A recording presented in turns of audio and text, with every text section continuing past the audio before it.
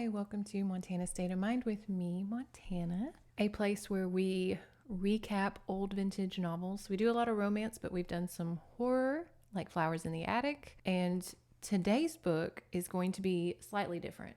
Slightly. It's still a romance novel. Don't get me wrong. There's still romance. It's just with cats. If you are a Warriors fan, the little cat series, stay tuned. You're going to love this. And if you're not, still stay tuned because this book, I'm sorry for the people who are new here that are just like, wow, just off the cuff, Montana. But let me just like grab your attention for this book. The beginning is very Lord of the Rings. You're just like, all right, we're on a journey.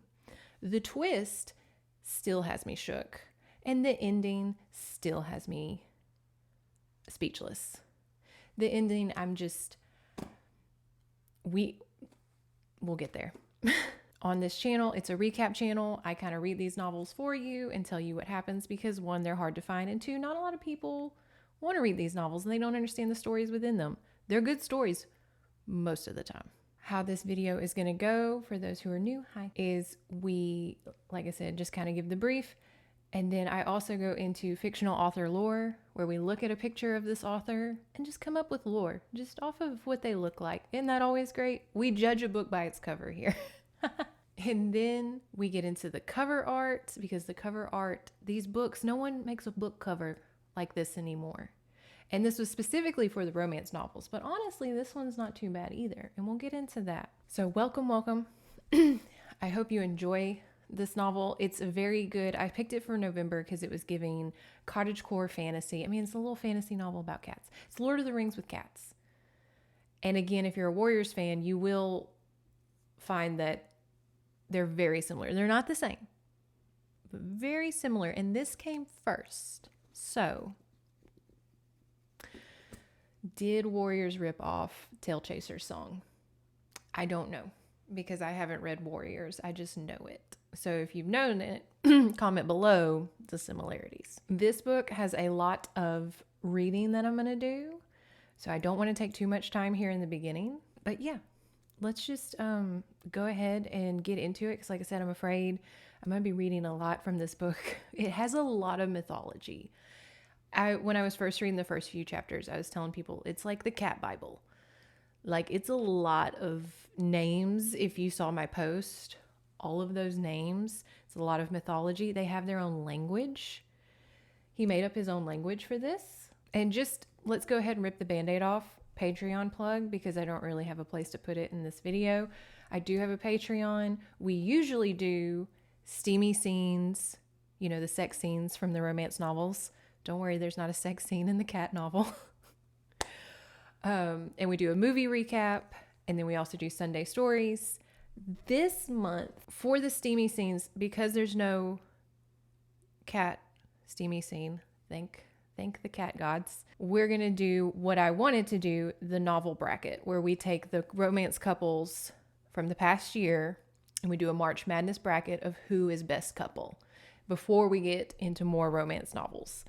I'm very excited. I don't know who is going to win, but I have an idea of who the top three is. I know who my top three is. I was going to have everybody vote, but not this year. Maybe next year when I'm a little more organized and I'm not in the middle of trying to move. But this year we're just going off of Montana. And like also y'all's comments and stuff. Like I read y'all's comments and I know how everybody feels about Landis. But we're going to do a novel bracket. It's going to be super fun. And I'm putting that on Steamy Scenes, so it's like the lowest tier of the Patreon, $3. That way mostly everybody can afford it and have it. And if you don't want to subscribe to the Patreon and you just want that episode, you can buy it separately. Don't worry, you don't have to commit to me. Our movie recap on the Patreon is going to be one of my favorite Studio Ghibli movies, The Cat Returns, starring Anne Hathaway, Tim Curry as the Crazy Cat King.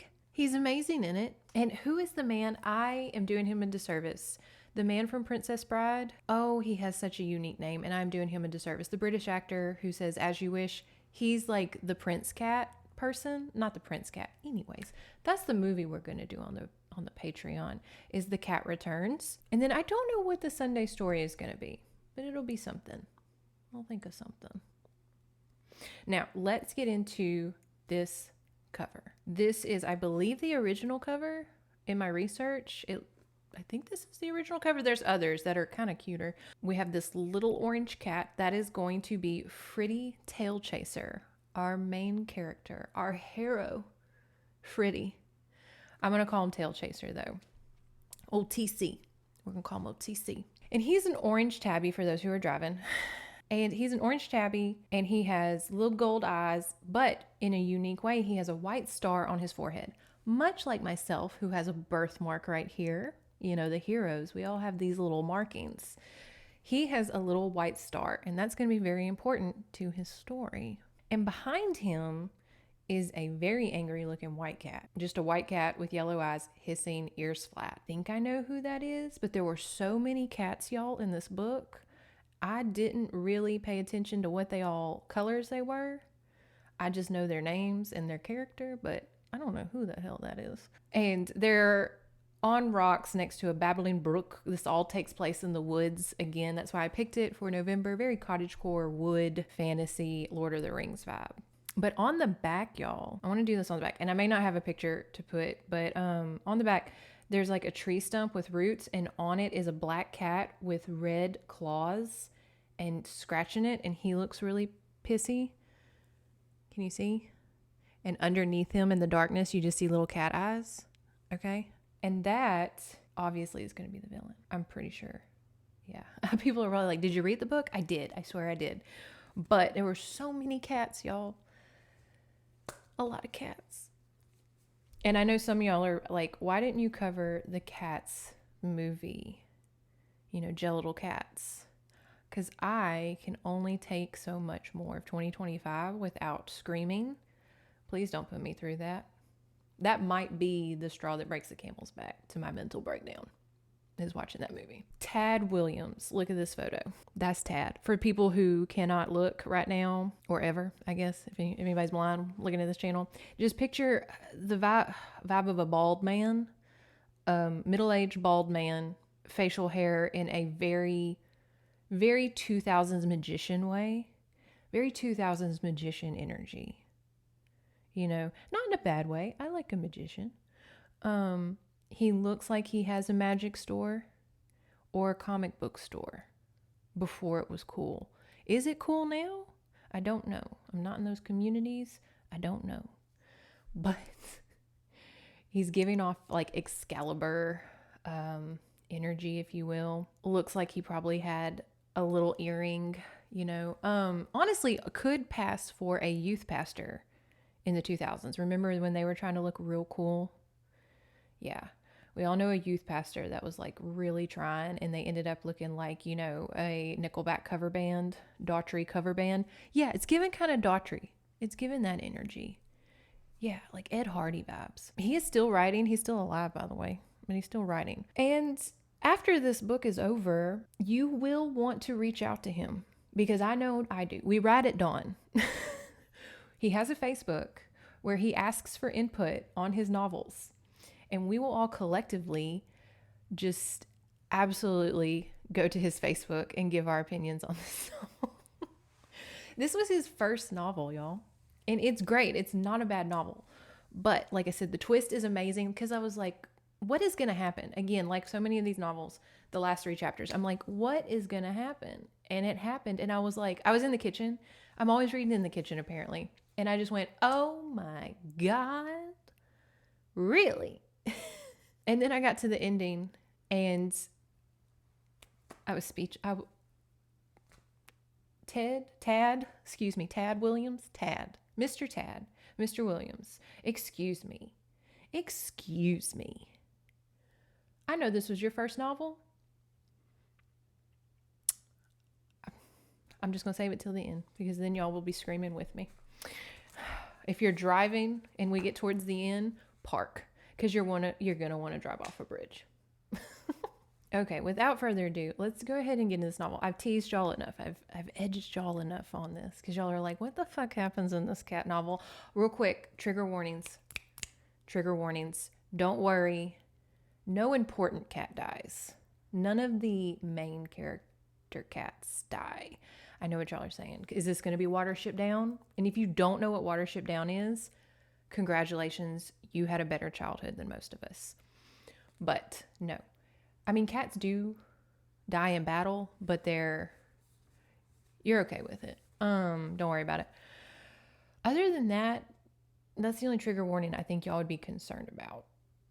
No sexual assault in a cat novel. But I say that as if there's probably not a cat novel with that. The world is crazy, y'all. Those are the trigger warnings. Also, disclaimer, I am not an actress. I'm not a voice actress. I'm not trying to be.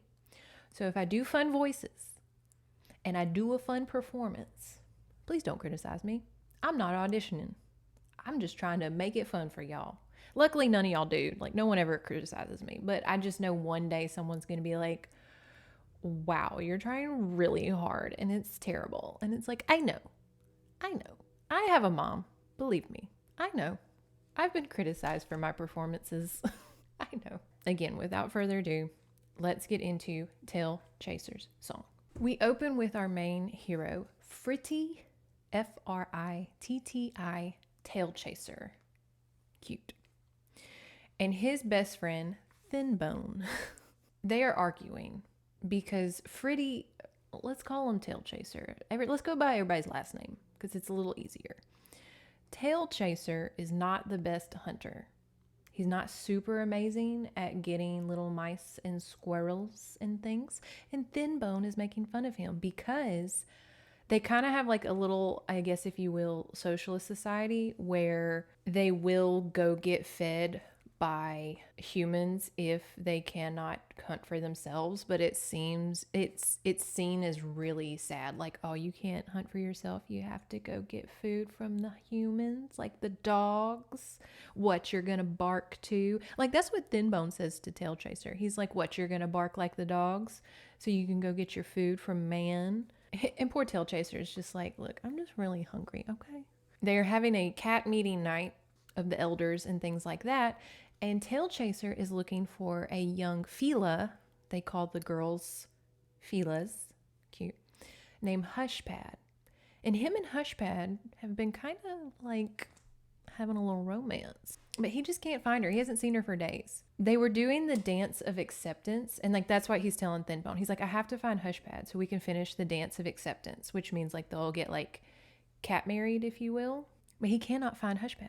A cat named Bristlejaw sings their history. And their history obviously is oral. Like, you know, because they don't have a written language. And so they sing their legends and lores and history. And so throughout the novel, there will be some like elder cat that sings a song of their mythology. And so here we get their creation story. Buckle up. Now, their creation story, just to gloss over it because it's not crazy important, is Meerclaw Allmother came out of the darkness to the cold earth. And then Harar Golden Eye, I think he was the sun. And then, okay, hold on. Meerclaw is like the god. Like, she's number one. She's main god. And then Harar Golden Eye and Fila Sky Dancer. Oh, that's why they're all called Filas. Okay. Fila Sky Dancer bore many children, and then they had kids. Okay, so Harar Golden Eye, Fila Sky Dancer, they were the Adam and Eve, if you will. Okay, so God is Meerclaw. Adam and Eve is Golden Eye and Sky Dancer. And then they had a bunch of babies, and it's very much Father Abraham. Great. Now, they had 3 babies that are very important to this story. We have Veror Whitewind, the eldest, the color of sunlight on snow. The middle child was Grizzraz Hearteater. We'll just call him Hearteater. A gray as shadows and full of strangeness, as all middle childs are. They're all gray and weird. And the third born, Tangalore Firefoot. He was black, but his paws were red like flame. He walked alone and sang to himself, again, as the youngest do. We're kind of forgotten. Obviously, there was rivalry amongst the brothers. Whitewind was the more jock type. He was kind of the athletic one. You know, he could battle anything. He was like the Thor of the cats. And then Firefoot was more of the clever one. He was very intelligent. He solved puzzles, riddles, very smart. And then you have Hearteater. And he just wasn't either or. And so instead of finding his own path, he just really fucking hated his brothers. Heart Eater raised a beast up. It doesn't say what it was, just a beast. And he went to attack all the other cats with it.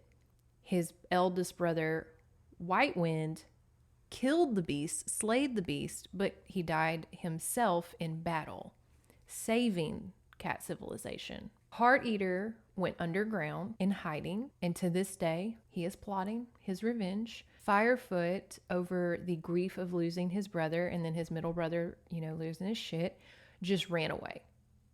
No one's seen him. He roams the woods to this day. Where is Firefoot, the heir to the throne? But that's not all, because we have more. And this one I'll gloss over real quick, because we have so much. There's so much mythology. Okay. There was a Prince Ninebirds. Y'all, stay with me. There was a Prince Ninebirds, and he wanted the right to the throne, and he was like, I should have that. But then Firefoot showed up. Oh my God. Firefoot, where have you been? And Firefoot said, if you beat me in battle, you can have the throne, or whatever.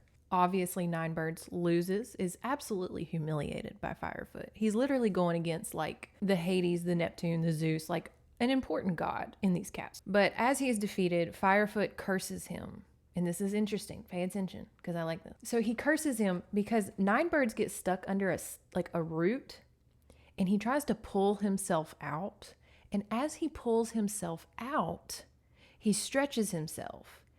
And he loses his fur in battle. And thus, Firefoot curses him to stay stretched out and hairless until the end of time, thus creating man.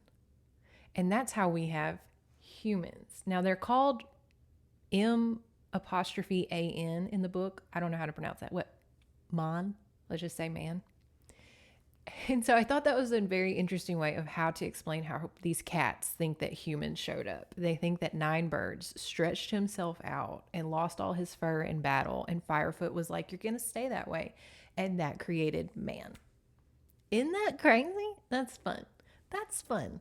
I like that. It took me literally like 5 reads to get the gist though. Because the way it's worded is very ye old, like Lord of the Rings, Tolkien. And you're like, so what happened? When did the guy show up? Where's the cat? And you're like, oh, the cat is the man. Okay. We get a little bit of Tailchaser's background. His dad's a deadbeat, knocked up his mom, ran away to go hunt, never came back. Even cats have deadbeat dads. Great. In this cat world, there are cats called far sensing, and they are kind of like spiritual leaders. And because Tailchaser, when he was little, was such a dreamer, his mom was like, maybe he's gifted. And it says here, he became more prone to distraction, however, more of a daydreamer and less of a dream reader. And so his mom was like, oh, he's just stupid. We get to learn how they do their names. Like this first half of the book is a lot of like just world building. They are given a heart name, which is by their mother, and they share that with their siblings. So I believe Fritty is shared with all of his siblings. It's kind of like their last name. That's their heart name. And they can give it to friends. That's cute. So if they ever find a stray cat, they can kind of give them their like little heart name, their little last name. Their face name is given by elders, and that is going to be Tailchaser. So Fritty is the heart name, and their face name is given by the elders. The elders show up like when the kids are little, and they just get a vibe and name them that. And obviously Tailchaser, we kind of can guess how he got his name. And then we have the mysterious tail name. And now the tail name is given to cats kind of like in My Little Pony when they get a cutie mark and they find their purpose. So yeah, we have 3 names. Heart name is like the family name. Face name given by the elders. Tail name is very mysterious. It's only given out to like if you really fall in love with somebody. Like it's a secret name. It's like you don't just tell everybody your tail name. You only let like your best friends and the love of your lives do it. After he received his face name, he met Hushpad, and she is a gray cat with black stripes and green eyes. Sounds cute. Kind of sounds like Nerval from Garfield. They sound like Garfield and Nerval because he's a little orange cat and she's a little gray cat. Is it Nermal or Nerval? Nermal. Y'all know that little gray cat on Garfield. He's off dancing with her. They hit it off. They're dancing, grooming each other, doing what cats do. But when he goes home one day, his entire family and home are gone. His mama, all his siblings, and he's very young. He's like not a kitten, but he's very young. And remember, he's not a good hunter. So he's like, fuck. Kind of goes crazy in the woods because he is alone.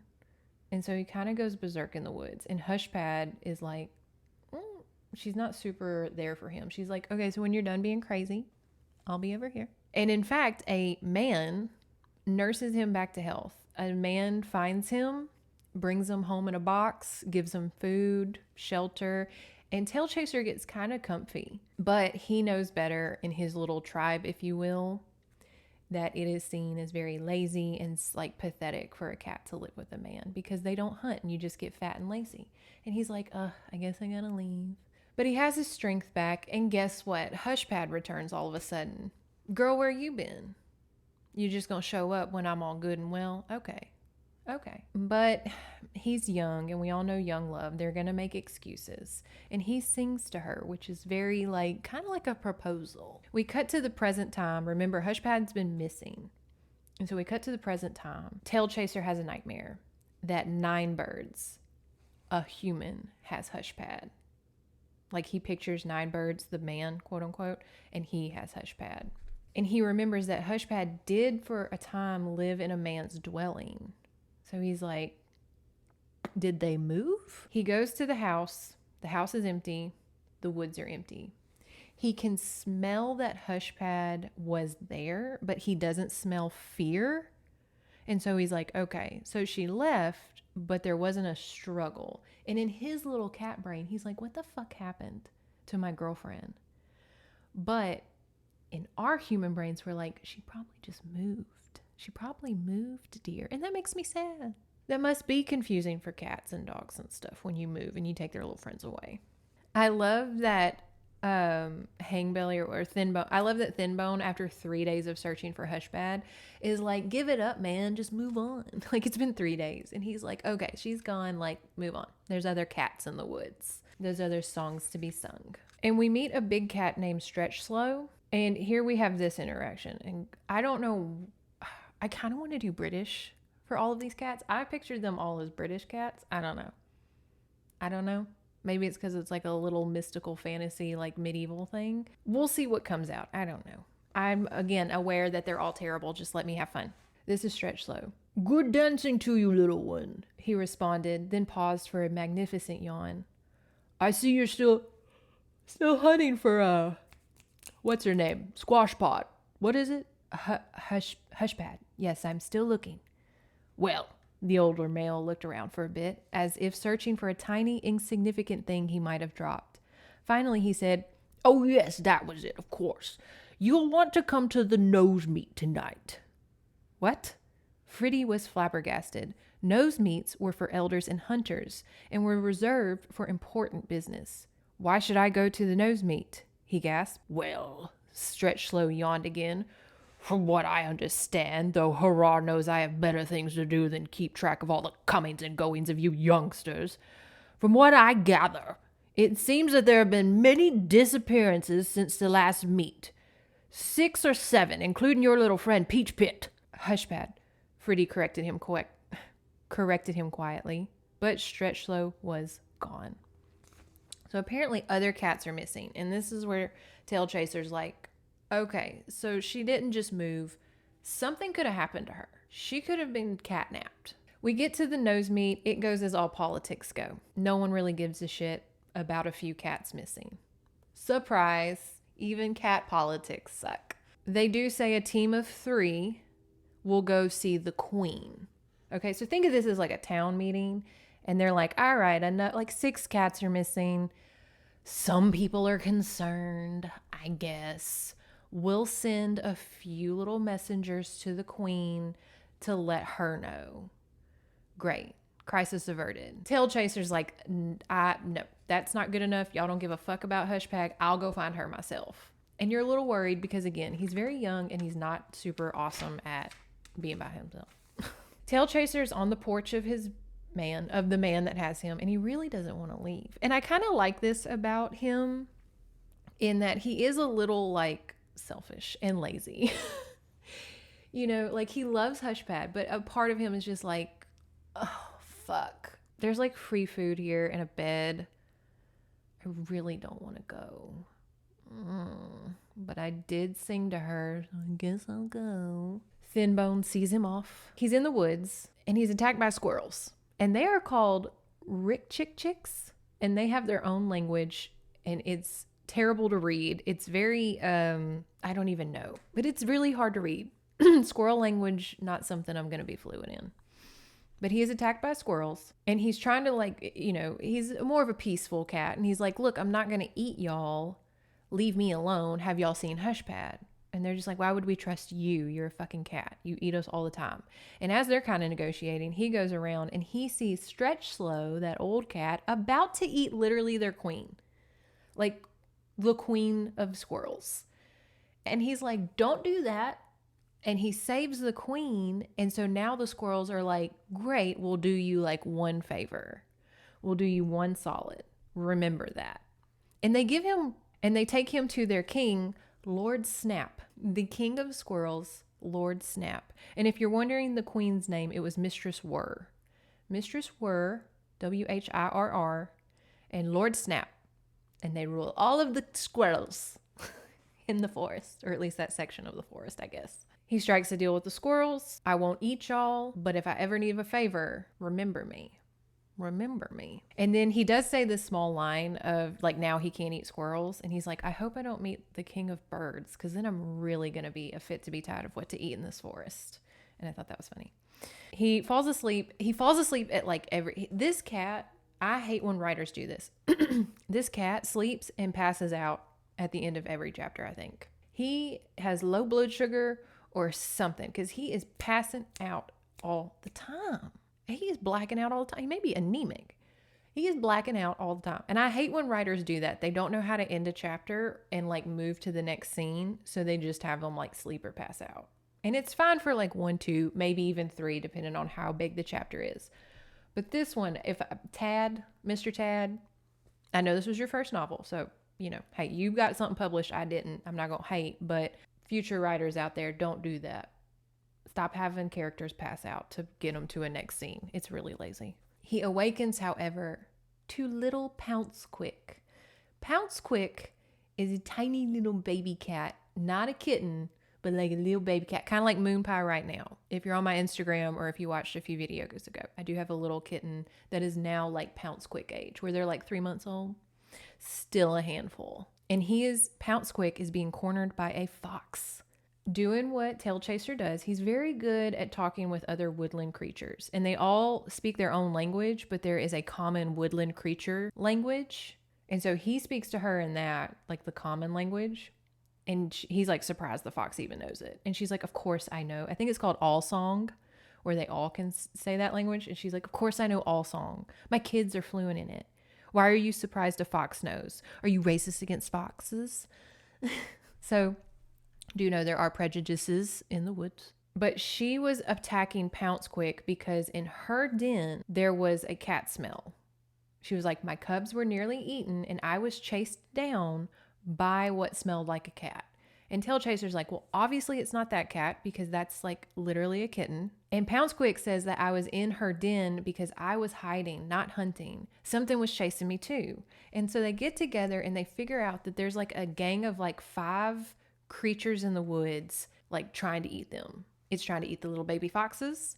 The squirrels mentioned that a lot of their squirrel brethren are being eaten more so than usual. You know, cats are getting popped off. Like something in this woods, there's a gang of something in this woods that is like consuming animals at a not normal rate. Pounce Quick says that it had big pale yellow eyes and bright red claws. Bright red claws. Who is that? What is that? Pounce Quick obviously wants to come with Tailchaser on his quest. It's very, what's the bear movie? Big Brother Bear. That Disney movie with the bear and the little tiny bear. That one. Brother Bear. Yeah. I hate that movie. I thought that fucking little tiny cub was annoying as shit. But I liked the mooses. I liked those mooses in there. It is a good movie. It made me cry. Him and Pounce Quick are going through the woods on their quest. And they see a really muddy cat, like covered in dirt and mud. And he has crazy eyes. Like the forest crackhead. Like they're just like, let's not interact with that cat and keep walking. And here we kind of have like a briefing of, like I said, what's going on. Pounce Quick's story of a pursuit fit in with the other things he had heard. The disappearance of some of the folk, which is cats. The Rick Chick Chick's tales of cat raids. Lord Snap had mentioned 4 cats. The number alone made Fritty believe someone other than folk were responsible for the raids on the squirrel nests. And Carthwine the fox had said that the beast had smelled part badger, part cat. Perhaps the creatures just looked enough like cats to lead small animals like the Rick Chick Chick to a false conclusion. Even Stretch Slow had said something strange was in the air. A new kind of marauding beast? Pounce Quick's descriptions of eyes and claws came back to him, and he shuddered. With a sudden start, he thought of Hushpad. Could those things have gotten her? But no, he smelled no fear at her empty nesting place. They might have caught her in the forest, though. Poor Hushpad. Such a big world and full of danger. They finally talk with the nasty cat that's covered in mud, and his name is Eats Bugs. And Pounce Quick thinks that he has quote-unquote dripping mouth sickness, which is their word for rabies. Eats Bugs joins them. They're quite the crew. You've got Tailchaser, who's, the little hobbit, like not equipped for this journey. And then you have Pounce Quick, literally like a little kitten, and Eats Bugs, this like homeless crazy cat that's like covered in mud, and he speaks in weird riddles, and he doesn't really talk normally. Like something's off, but they're just like, okay, you can come too, I guess. We get some mythology. I know y'all are wondering, are there dogs in this novel? There are. They're called growlers. We mentioned the dogs earlier. And we get this mythological story, this legend from Eats Bugs. That's kind of why they keep him around, is he knows a lot of history. And so Tailchaser finds it helpful, and Pounce Quick just likes to hear it. And I'm going to tell y'all the story of why dogs and cats don't get along in this world. So, and this is rough. This is like a rough, not rough in context, but this is like a rough overview. There was a Prince Redlegs, and you're kind of like Firefoot, Redlegs. They sound similar. But there was a Prince Redlegs, and he is traveling through the woods, and he finds the dog kingdom, the growler kingdom. And he sees all of the dogs. They're trying to build a giant bone throne. I'm sure that's going to be used by a lot of, if any guys watch this, come sit on the bone throne. Anyways, they are making a bone throne, and the dogs are not good at climbing. They keep running up the hill of bones, trying to make it taller so that their king dog can sit at top of it. And Redlegs is looking at this, and he's like, these are stupid dogs. They're just going to sit there and just keep running up this hill forever. And so he asks the king dog, he's like, hey, if I can get your bone throne, all situated, can I have one bone from it? Any bone. And the dog king is like, sure, you can have any bone you like from my kingdom if you help me finish this throne, because it's almost done. They just can't get to the top. And so Redlegs, being a cat, climbs up to the top and like helps them finish the top of the, I hate calling it the bone throne, the bone throne. If I could make stickers, I would make a bone throne sticker. But if I had merch. And so he gets it. And the dog king and the dogs are like, oh, we have our throne. We're so happy. And Redlegs says, I get to take one bone. And they're like, great, take whatever bone you want. Thank you so much.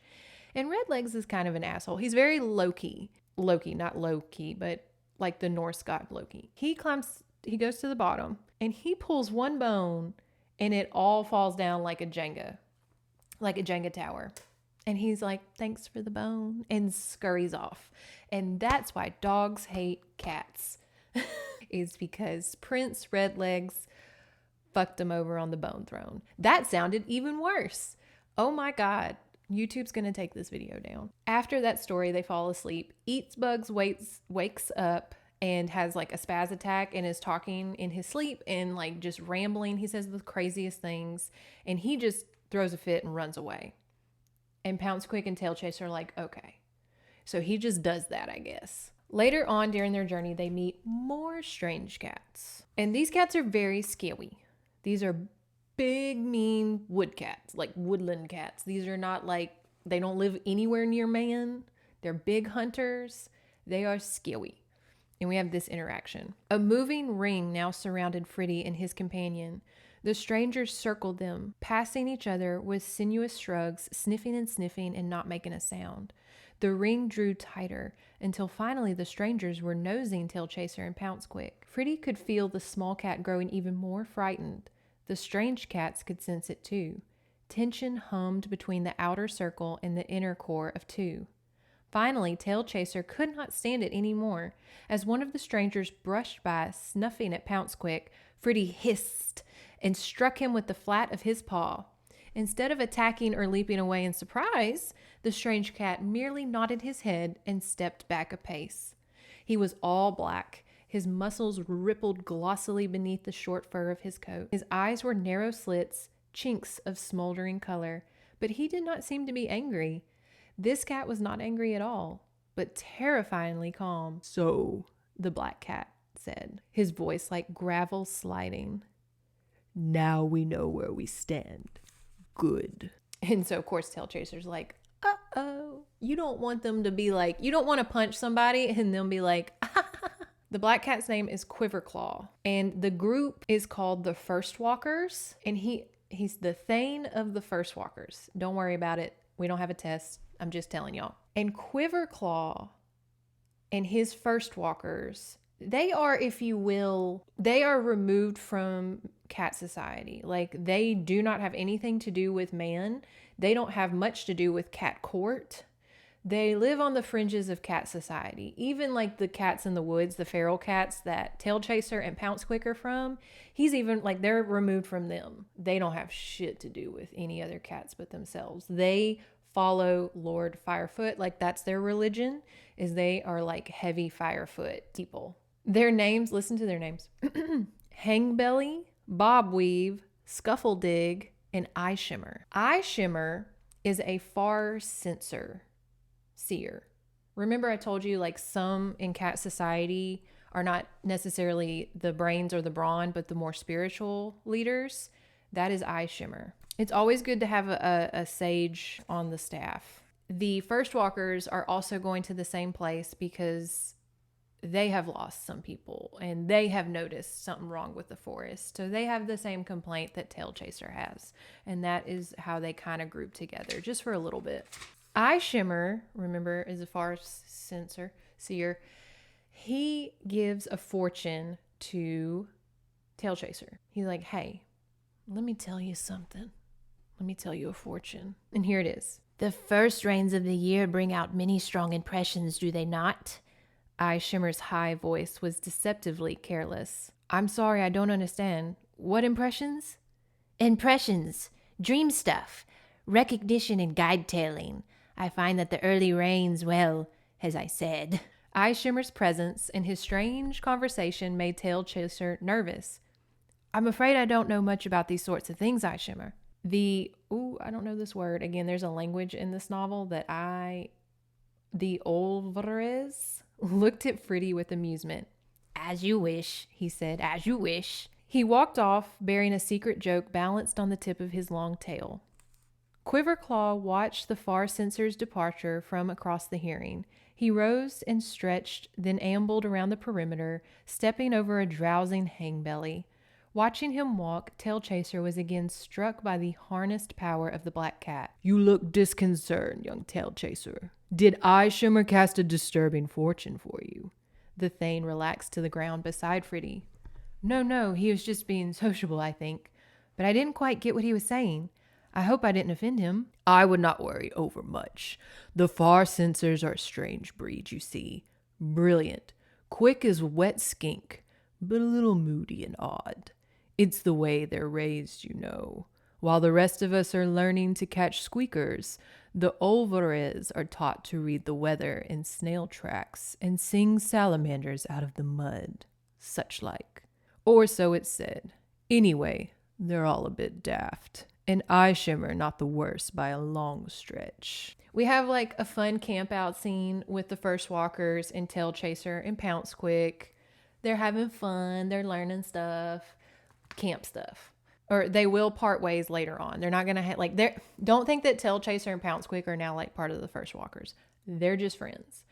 But Tailchaser mentions Stretch Slow, and like the First Walkers are like, oh my God, Stretch? You know Stretch? Oh, why didn't you say so? We love Stretch. So networking pays off even in the woods. We have another eye shimmer fortune. This one's a little more fun than the other one. I would like to do a scene for you, said the white cat. I feel possibilities blowing. Do not be afraid. Fritty was not sure that he wanted whatever it was that eye shimmer was offering, but it was too late to object. The far sensor had already sniffed his nose and was scenting down the length of his spine to his tail tip. Then the white cat sat back on his haunches and closed his eyes. When he opened them, Tailchaser was startled to see that their milky azure color had changed to a deep blue-black. Eye Shimmer's mouth gaped and a breathy voice whispered out. The great ones cry out in the night. There is movement in the earth. The heart's desire is found. It is in an unexpected place. The far sensor shook his head as if bothered by a loud noise. Then the whispering voice continued. Everyone flees from the bear, but sometimes the bear himself has bad dreams. When caught in a dark place, choose your friends well, or choose your enemies. After another moment's silence, Eye Shimmer closed his eyes again, and when he lifted his lids, his gaze was once more the cerulean shade of a summer sky. He bobbed his head once to the shaken Tailchaser. May you find luck dancing, young hunter, he said, and turned away. Fritty sat puzzling over the weird song that Eye Shimmer had sung for him as Quiverclaw approached. So Tailchaser's like, what the fuck was that? Okay. What the fuck? There's bears now? There's bears? Ugh. Tailchaser asks Quiverclaw and the gang, are y'all going to court? And the First Walkers are kind of like, court doesn't really like us. We are seen as very extreme zealots, if you will. Not zealots, because it's not a religious thing. They're just like, they just follow Firefoot, and the court just thinks they're kind of crazy. So they don't really fuck with like court. And so they're like, maybe. I don't know. Anyways, they part ways. Tailchaser and Pouncequick travel for like 13 days on their own in the woods. We get a lot of that. Again, it's a very Lord of the Rings book in the beginning, where it's a lot of them hunting in the environment and the seasons. You feel like you're there. But they do find eat bugs. They find old eat bugs again. EB. He calls the First Walkers demon cats. And he's like, essentially saying he didn't want to be around the demon cats. And I'm like, okay. So does he know something about the First Walkers? They seemed cool. I kind of pictured Quiverclaw, the big black cat, as Idris Elba. I don't know. I kind of pictured him. And maybe Eye Shimmer can be Tom Hiddleston. He does a little weird. No, Benedict Cumberbatch needs to be Eye Shimmer. Yes, he's weird. He played the dragon in Lord of the Rings, didn't he? Smaug. That's right. He knows how to get weird for a role. Cast it. Y'all, I have a thing. This was, real quick, a commercial break. This was supposed to be a movie. This was supposed to be made in a movie, and fucking COVID halted it, and now they won't pick it back up. Are you kidding? But the guy who was going to direct it was the guy who directed that owl movie, Guardians of the Galure or whatever. Y'all remember that owl movie? I need to recap that owl movie. Maybe I'll recap that. Anyways, the Guardians of the fucking owls. Y'all know the owl movie? And they've got like shanks on their talons. Y'all know what I'm talking about. I'm not crazy. Anyways, he signed on to direct this as a movie, but fucking COVID messed it up. Oh, anyways. Eatsbug says he was following a star, and that's why he was not around. What star? Who knows? Eatsbug tells the story of how the sun was made. It's not super riveting, so I won't bog down the story, but he tells like another mythology cat story. That's kind of what Eatsbugs is good at, is he tells a lot of the creation myths. So if you're interested, that's his role. But that night, Eatsbugs wakes up and he sees the star, quote unquote, again, and he runs away chasing it. And again, Tailchaser's just like, I don't fucking care. I don't care anymore. That's not my responsibility. It starts raining and Pounce Quick catches a cold. Little baby Pounce Quick, he gets sick and they ain't got medicine in cat world. That's deadly. That's like Little House on the Prairie kind of stuff. Like, you get a cold, you can die. You can die. There ain't no NyQuil in the woods. You can't tap a tree and get some NyQuil sap. But Tailchaser, again, he's a very interesting quote unquote hero because he's kind of like, I won't say he's human, but he has like, he's not a hero. Anyways, the reason I say this is because Tailchaser, the first thought he has as Pounce Quick is sick is, oh my God, if he dies, I'm going to be alone. That's very selfish. But I like that it was included because like Tailchaser, again, is not a perfect hero. He's not brave. He's not good at fighting. He's not very smart. He gets distracted easy. And he's just kind of really good at talking with people. Like, everybody's just really, like, he can talk to the squirrels. He got the fox to chill out. He can talk to the first walkers. He can talk to the homeless little cat covered in mud. Like, everybody kind of likes him. So, you know, he's a likable hero, but he is kind of a piece of shit sometimes because, like, this little kitten's dying and he's like, now I'm going to be alone. As they're trying to walk through the woods, they think that those red clawed creatures are after them. And guess what? Tailchaser blacks out again. You can't black out when you have a minor who is sick in your care, Tailchaser. Jesus Christ. Or I guess we should say, what's the Jesus Christ of this book? White Wind. We wake up to more big cats. Every cat's kind of bigger than Tailchaser and Pounce Quick. They're very tiny. More big cats. This cat group is Prince Fencewalker. I like that. Prince Fencewalker, Nightcatcher or Nightcatches, and Dayhunter. Nightcatcher and Dayhunter are twins, and I thought that was weird because aren't cats all kind of born at the same time in a litter? Like, can you have twin cats if they're all kind of born collectively together? That's like my cat. I have a black cat, and she, when I bought her, like when I adopted her at the shelter, they were like, oh, we have a set of 3. And I'm like, they didn't say triplets because cats are born in litter. I don't know. That was me being nitpicky. I was like, is there such thing as a twin cat? Aren't they all kind of born together like that? I don't know. Maybe it was just the 2. They all arrive at court. And okay, Prince Fencewalker is not the main prince. His dad's the prince. Okay, so that's Queen, and then Prince do something, Dewclaw or something, and then Prince Fencewalker is his son. So like Prince Fencewalker is kind of like the Harry. He's kind of like way down here, and that's why he kind of gets to do whatever he wants. Pounce Quick is feverish and very sick. Little baby Pounce Quick, he's sick, y'all. Pounce Quick is so sick, and Tailchaser is so tired that the twin cats, carry them in their mouths for like a bit of the journey. And as Tailchaser is sleeping, he has a nightmare that he is in a man dwelling, a house, if you will, and it is burning down. And he has his family inside. Remember, his family just went missing one day, so he's very traumatized by that, as you would be. And so his family is in the inside, but his new friends are on the outside, and they're telling him to jump out of the burning building. And like, this is a lot to process for Tailchaser. Okay, let's break this down. He is in a burning house, a man dwelling. What does that represent? Let's play English class. What does that represent? You know, is man, the comforts of man burning down cat society? Maybe. And then his family is on the inside of the house. So his comfort, his home, is on the inside of the man dwelling, and his new friends and freedom and fresh air are on the outside. So let's say this nightmare is, I've got this notebook here like I'm a psychologist.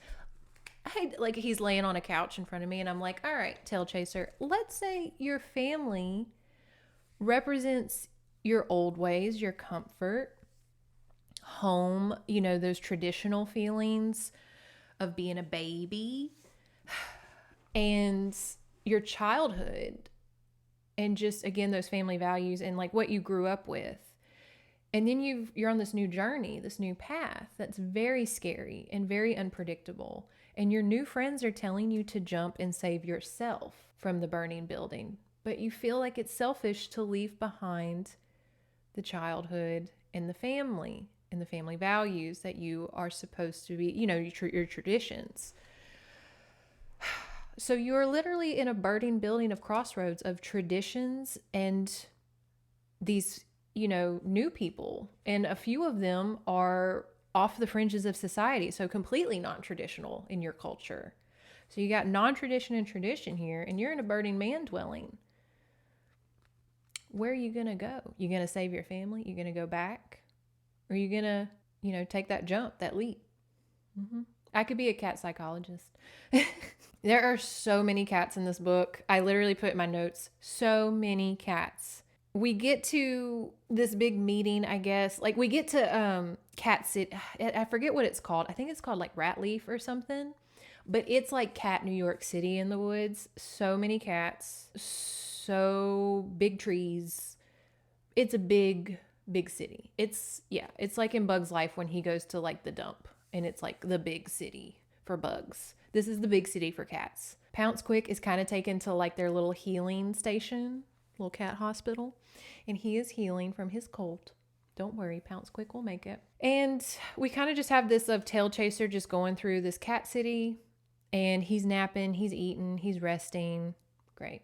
We meet Howl Song, and Howl Song is a lot like Thin Bone, but healthier because he lives in a better city.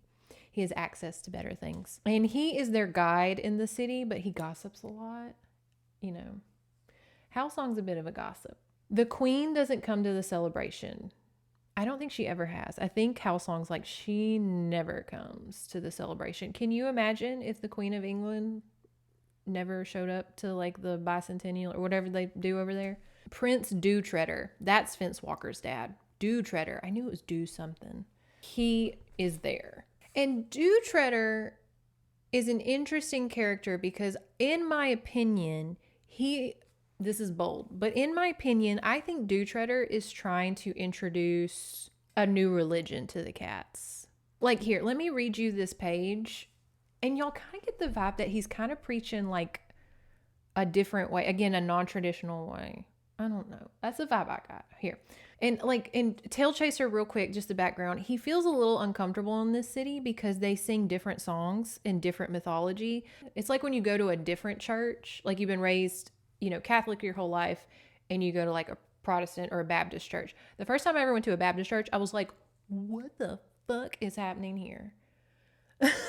It was like, I was a Tailchaser. I was like, oh, y'all have like a whole different vibe. Something about the song bothered Fritty. White Wind had been very brave and beautiful, but he had been gone since the earliest days of all. The song they sang spoke of the firstborn as if they could smell and see him. He looked about all the solemn up-tilted faces and shivered. The song ended. Staring over the sea of ears and whiskers and bright eyes before him, Dew Treader began to speak. On this mysterious night, when we remember the sacrifice of Viror Whitewind, I would like to speak of another cat who suffered long, long ago. The prince consort's voice was slow and measured, and even the bravos near the front were listening. Prince Ninebirds long, long ago was punished by Whitewind's brother, Lord Tangalore Firefoot, changed and deformed into the creature we call man. He was cast forth into the world to serve the folk as punishment for his pride, and he suffered. For good reason? Perhaps. For generation upon generation, his descendants served our ancestors, venerating them and caring for them. Through eons, the folk and the man became closer. Many of the folk became dependent on the man to provide the things that we folk have always provided for ourselves. This talk interested Fritty. Quiverclaw said the influence of man was on the seat of Harar. Dew Treader seemed to be discussing it before all these folk gathered for the celebration. Many who live today say that the folk have become weak, Dew Treader continued, that many of us have come to rely on these strange, hairless, upright cats as if they were our own parents. Some say this shows a decline, a weakness in our lives. I'm not so sure of that. Dew Treader fixed his inscrutable stare on the folk below. What was the sin of 9 birds? Pride? Now all the folk are proud, of course. Are we not the summit, the very tail tip of creation? Do we not know the complicated dance of the earth best of all? Are these not reasons enough for pride? Perhaps, but it was not the pride of Heart Eater, his passion to be lord of all, and led to the death of Viror White Wind. Does the world's music not forever lack that pure white tone? Perhaps the man, this pathetic oversized beast who clusters with his fellows in papery wasps' nests, who goes unclawed and unfurred through this world, perhaps this object of scorn can teach us something. The audience was growing restless, although respect for Dew Treader's eminence discouraged noise. There was a great deal of squirming and whispering. Tailchaser was thinking about what Dew Treader had said. It struck a subtle, sour chord in him, like the faintest smell of decay. Pouncequick, though, seemed enraptured. Howlsong was craning his neck from side to side, not listening, but looking for friends. For if we in our pride, continued Dew Treader, his slanted eyes glowing with reflected light, if we find ourselves kept and fed by those most humble creatures, well, who is to say that is not for the best? Perhaps the All-Mother intends that we should learn humility, we prideful hunters. And he kind of rambles on. But he's kind of, Dew Treader, in my opinion, is preaching a gospel of, what was the sin? Pride? Should we not be proud to be cats? We are the best in the forest. We know how to do all these things. We defeated the dog and the other myths. They've defeated fish and stuff. We're the smartest. We can hunt anything. We can beat anything in battle. What's not to be proud of? You know, maybe he was turned into man so that we could learn to be humble and use man for our own advantage. What's wrong with being fed and pampered? Very that vibe of, and then like Tailchasers from a more traditional, again, like Old Testament, if you will, of the cat world. And he's like, I don't know about that. Like, we should know our sins and we should keep in check of those sins so that we don't become prideful like 9 birds. And that we don't rely on man, that we should be proud for ourselves and like take care of ourselves as we always have been as our White Wind and Firefoot. You know, like you get that vibe from it. I don't know. As Tailchaser, okay, if this couldn't get like spiritual enough, as Tailchaser is pondering all the things that I'm saying and like Pouncequick, oh my God, y'all, poor little Pouncequick is being absolutely radicalized. He is like, yes. It's always these young little kids that get radicalized the most because they don't know anything. Anyways, as Tailchaser is walking around trying to figure this out, he falls into catmint because there's a ton of catmint at this celebration. And he overdoses, y'all. Catmint is kind of like their weed. And he literally kind of like low-key doesn't overdose, but he definitely sniffs a little too much. And he thinks he's going to die. He's like, I'm going to die. We've all been there. You know, your first time like doing anything like that. And you're just like, this is how I die. I will never come down from this high. But he throws up and passes out. Again, a very relatable hero. He meets this nurse cat, this healer cat named Roof Shadow. And she kind of laughs at him. She's like, we've all been there. Just breathe. It'll pass. You aren't supposed to take that much. Stupid little country cats. They don't know how to take their drugs. But as he is having his dream, I want to tell y'all this dream because it's kind of important. It kind of reminds me of like an ayahuasca moment. Like he's having a spiritual breakthrough. Tailchaser was falling, floating down into the infinite blackness. The forest that had throbbed and bent and billowed around him was gone. Everything was gone, and he fell through emptiness. Time lost all meaning as he fell. There was no sensation of wind or air passing to indicate how fast he was moving. But for a sickening feeling of motion deep within, he might as well have been standing still. After a span of time, Terror wearing away his smoldering thoughts, he saw, or felt at first, a faint glow. The glow became a flicker and then gradually resolved itself into a patch of cold white light. To his amazement, a form could be seen in the center of the light, and as it drew gradually nearer, he discerned the shape of a great white cat. A tailless cat. Remember that? That's important. A tailless cat revolving slowly in a vast black sphere. It approached, and the glare flamed more brightly. The eyes of the spirit cat stared in his direction, but these eyes were unfocused, blind. The white cat spoke in a cold, whispery voice that seemed to come across a great distance. "Who is there?" it cried. "Who passes?" Its cold tones rang with a grief that passed Tailchaser's understanding. He strained to speak but could not, despite great effort. Straining for speech, Fritty felt a sudden heat on his forehead, as if the star-shaped patch there had become a real star and as if it had caught fire. The white apparition spun silently near for a moment and spoke again. "Wait, I think I see you now. Ah, little spirit, you are far from your nest. You should be suckling at the bosom of the All-Mother, dancing in the skies above the glad fields. Bitterly you will regret straying into these warmthless shadows." Tailchaser felt terror and loneliness. He could neither move nor speak, but only listen.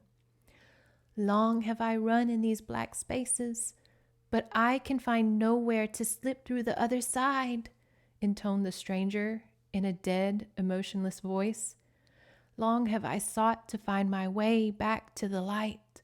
Sometimes I can hear singing," it said with cold wistfulness. "Always the door's just beyond the reach, just around the corner. Something prevents me. Why can I not go to that rest, that quiet rest that is promised?" Despite his fear, Tailchaser felt great pity well up in his being at the terrible desolation of the white cat. "Little star, I sense something strange about you. What is it?" asked the sorrowful, distant voice. "Do you bring a message, or are you merely lost, as I am? Do you bring tidings from my brother? No, it would only be a cruel trick. The cold is too great, the night too hollow. Leave me alone. The thought of living burns me. It burns me. Oh, such pain!" With a muffled, echoing wail, the apparition began to spin faster and faster and fell away from Tailchaser's sight. He was surrounded by darkness once more. Suddenly he felt matter beneath his paws, although the impenetrable dark had not abated. He tried to cling, to bury himself in this tangible, solid thing. It was like the earth. It was something to touch. It was the only thing besides himself in this gigantic black stillness. For a moment, until he felt a presence. Somewhere out in the lightless reaches, something was searching for him. He could not tell how he knew, and could not name the sense that told him. But he knew something huge and slow and relentless was stalking him in a questing silence that was far worse than any sound could be in that comfortless waste. His forehead felt warm again. Did it shine? He felt naked, obviously, exposed. His brow burned, and he felt that it was signaling his presence to the hunting thing, as light draws the eye from the forest. Tailchaser tried to cover his face with his paws to bury the burning mark, but he could not reach his forehead. His head had stretched away. No, it was his legs that were shrinking. He could feel it now, feel them dwindling away, tingling for a moment and then gone, and now he was lying helplessly on his stomach, unable to run, though every nerve screamed at him to flee. The presence was reaching out now, groping blindly, touching closer and closer. All sense of unreality was submerged in horror. Something had sensed him. It wanted him. He shut his eyes tight like a kitten, hoping that something he could not see would not see him. But in the infinite blackness, it was a cruel mockery to exchange one darkness for other. It was almost upon him, probing, and now it seemed that he could smell it.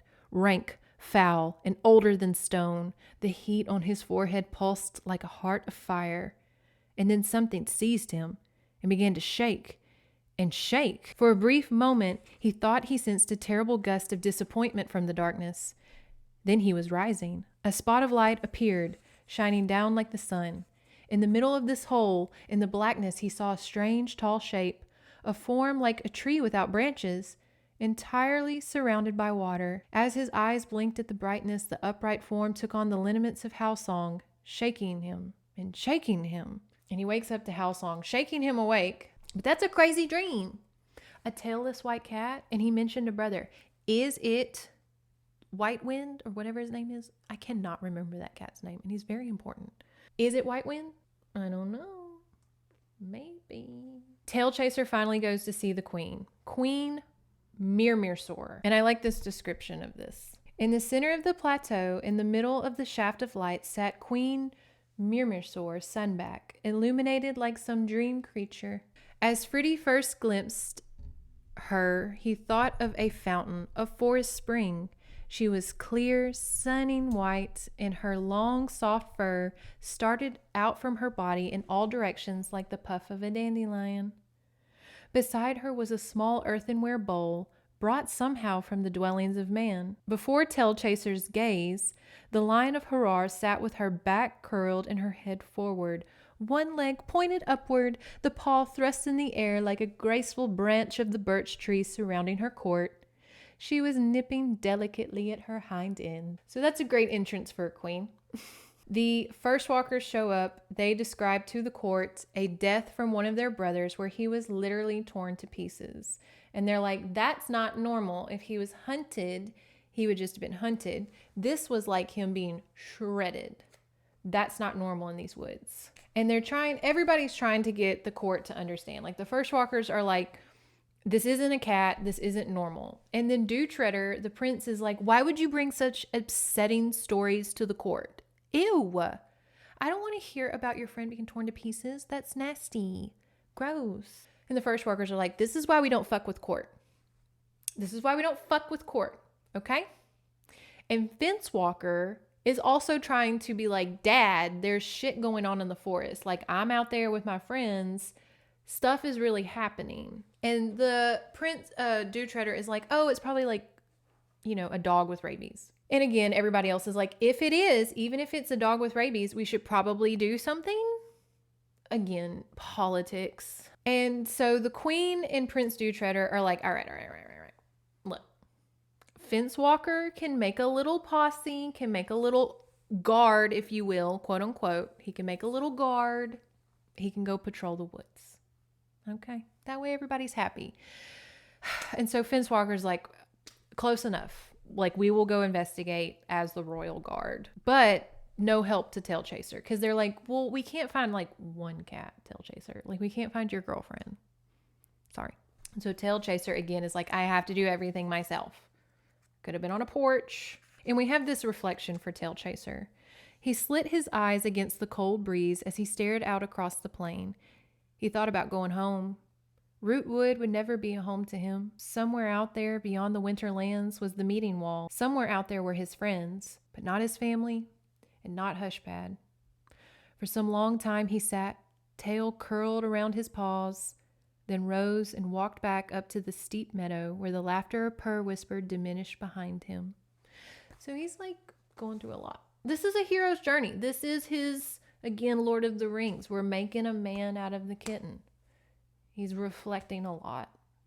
You feel for him. Tailchaser goes to tell Pouncequick and remember Roof Shadow, like, I gotta go on a journey. We can't stay in court. I gotta do this by myself. And Roof Shadow and Pouncequick are like, we're one step ahead of you. We had the same idea. Us three, let's go. We learn more of Roof Shadow's backstory. Okay, here's Roof Shadow's backstory. Roof Shadow, they say, is more of a tom than a Fila. She's a little tomboy. She hunted with her brothers. Girls aren't supposed to hunt necessarily. Like, they can, obviously, but hunting's kind of more for the guys. But she was more of a hunter. She never wanted to have children. She didn't really want to get married. She was like very feminine. She was like, no, I'm going to go with the boys. I do not want to do no dance of appreciation or whatever the fuck it was called. Dance of appreciation. She's like, I do not want to do that. I am definitely not having children. Love that. Love her choice for her. And she had a little brother named Snufflenose because she's been very close with Pouncequick, very motherly, making sure he's healing. She hangs out with him a lot. She had a little brother called Snufflenose. And much like Tailchaser, one day she came home from a hunting trip and her family was murdered by something. Much like the first walker's brother, they were all ripped to shreds. And it was very traumatic, if you can imagine, to find Snufflenose. And so Roof Shadow is also on a quest to figure out what the fuck is going on in these woods. She has a personal vendetta. We have the first walkers. We have Tailchaser's little trio of him, Pouncewick, and Roof Shadow. And then we have the fence walkers guard. And they're all kind of like in the woods trying to figure out what's happening. We have story time. And I like this story. It's kind of funny. And remember, they sing it, so bear with me. Oh, but we first walkers make a practice of remembering things like this, said Squeakerbane with a brief smile. In the wildness always walking, past Lord Firefoot, lone and homeless. Many seasons forth from first home had he traveled, seeking, searching, in the wastelands under the strange skies where the folk had never wandered. After a pause, the Thane began his narrative. In the time of the Prince Strongclaw, in the long and beautiful reign of Queen Windruffle, our Lord Firefoot hunted deep in the farthest reaches of the southern rootwood. He had been many winters in the wild, and had seen no folk for many a season. He had run with the Vissel, wrestled with the ponderous Garin, and raced the fleet of the Parry. He had missed the company of his own kind, but he had vowed never to return to the court of his father until White Wind was avenged. One afternoon he met another cat walking on the edge of Rootwood, the most beautiful of the folk he had ever seen. Tail like summer, warmly waving, finest fur in the breezes blowing, clear of eye in the lithe of a paw step, like a spirit for Lord Firefoot. The beautiful one was the color of grain, swaying in the broad fields beyond the forest, as soft and downy as the cloud cats over the sunset. What is your name, lovely one? Asked Lord Firefoot. My name is Windflower, replied the newcomer in a voice as sweet as a tiny stream. Who are you? Do you not know me? Asked the firstborn. I am Tangalore Firefoot, child of the Golden Eye and Sky Dancer Hunter and Wanderer of the First Blood. That sounds nice, said Windflower, raising a wonderfully tapered paw. Would you like to walk with me a while? Lord Firefoot was overcome with admiration for the beautiful Windflower, and they walked together. Long they wandered, leaping, laughing, Firefoot and the soft Windflower. Most enraptured was the firstborn, till he learned the dreadful story. Windflower, do you have many brothers in your home? Asked Firefoot after a while. No, I live in a dwelling of men. No other folk share my nest. That is odd then, because I sense a strange tom, although very faintly. Could we be followed? Firefoot looked inquiringly as he padded along on his fiery red paws. I do not think so, spoke Windflower sweetly. You are the only tom, besides myself, that I have seen all day. Lord Tangalore whirled about, stunned. Are you not a Fila? He yelled. How can that be? You seem in all respects like a male. The firstborn was terribly upset. Oh, said Windflower, embarrassed. I suppose is because of what the manfolk did to me. Startled Firefoot, hard did the gaze then, saw the truth of Windflower speaking. All his tomhood had been taken, changed he had been to a half-Fila. Man, howled Lord Firefoot, treacherous brood of 9 birds, they have defiled the folk. I shall be revenged upon them all some day. So saying, he ran into the forest, departing forever, the crippled Windflower. And so the first walkers, by the word of our Lord Firefoot, never will walk in the shadow of man. So if you didn't catch that, Firefoot was really into a cat that was neutered. The first walkers are very upset with the court because they are becoming influenced by man. And they are throwing a fit that the queen doesn't hunt. She eats out of a bowl. Oh my God. Like, it echoes a lot. Again, this was made in 1985. So it just goes to show, like, the political dialogue and criticisms and things, although need to be said, have been said before. Like, even these cats in these woods are not happy with the person that rules them. They think that she's lazy. She's too equipped. Like, she's too ingrained in like man society. She's not a true cat. Like, you see it happening with Japan right now. Truly. There are poems at the beginning of every chapter in this book. And some of them I liked, like this one. This is by Archibald Rutledge. Who wakes in the wilderness when night is done, fancying himself lord of all land, may see what was not there at the set of the sun, and trembling will come to understand the peril that has passed him in the dark, tracks in the sand. The trio, Roof Shadow, Pounce Quick, Tailchaser, they have to cross a very scary canyon with raging waters underneath. A lot of suspenseful things happened on this journey. Tailchaser senses something, and Roof Shadow gives very sage wisdom. And he's kind of like she's giving him like really wise advice for her age and her gender, I guess. And Tailchaser's like, will she ever laugh again? I wonder. Like, the trauma that this cat has experienced, he wonders if Roof Shadow will ever smile again. She's very sage and serious. And he's just like, you ever gonna laugh again, girl? I like this detail if it says that Tailchaser wakes up to a cold rush of loneliness, not his own. Interesting. They find a mound, like a big anthill, and they are freaking out because like they smell stuff on it. And they're just like, we shouldn't be here.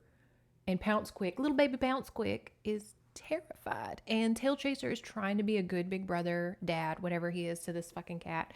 And he's like, nothing's going to happen to you. Nothing's going to happen. And even Roof Shadow is kind of like, I don't know if we should be here. And it takes a lot to shake Roof Shadow. So, you know, if she's a little nervous, Tailchaser has a lot on his little shoulders. And he kind of starts crashing out. But Roof Shadow, it's very much this thing of, I have this saying, if you're in a couple, only one person allowed on the crazy tree at a time. So if one of y'all is crashing out and having a bad day or a bad moment, the other one has to be grounded. Y'all both can't be on the crazy tree at the same time. And I've always used that in my relationships. Only one person on the crazy tree at a time. And so Roof Shadow sees that Tailchaser is on the crazy tree. He's crashing out. And so she is grounded. And she says, look, we found the root of the terror. There is something in this mound that is bad. We found the root of the terror in the forest. We need to go find reinforcements. And Tailchaser admires her. He's like, Roof Shadow's like really smart and really sage. And he really respects her. He really respects her. They fall asleep in the woods and they wake up to fucking Eats Bugs. Eats Bugs shows back up, y'all. Where is this cat coming and going? I don't know. But his little crackhead self shows up and he's hollering. And they're just like, what? And he's like, run now, blah, blah, blah, blah, blah, run. And so they all wake up, they're running. Things are chasing them. Things are trying to attack them. Guess what? Tailchaser passes out. That's super helpful. You know, poor Roof Shadow is just like, God damn it. And here we have what he wakes up to. 3 cats stared down at Fritty and his companions where they lay on the wet ground. They were big, fully as large as Dayhunter and Nightcatcher, Fencewalker's comrades. But they looked different. Wrong. Not the way the folk were meant to be. Their faces were snake-like, flat brows and wide cheekbones, and their ears lay well back on their skulls. 3 pairs of eyes stared from these faces, huge and deep-set, burning with an unsettling fire. The muscular bodies were knotted, low-slung, and powerfully terminating in the wide, spatulate paws with red talons, hooked nails the color of blood. We found what the fuck was chasing everybody in these goddamn woods. This guy, these things, whatever's on the back of this book. We meet Scratch Nail, and he is the chief of the Claw Guard. And the Claw Guard is marching him and Pounce Quick and Eats Bugs, I think. They are marching them somewhere underground. Where's Roof Shadow? No sign of Roof Shadow. Shit.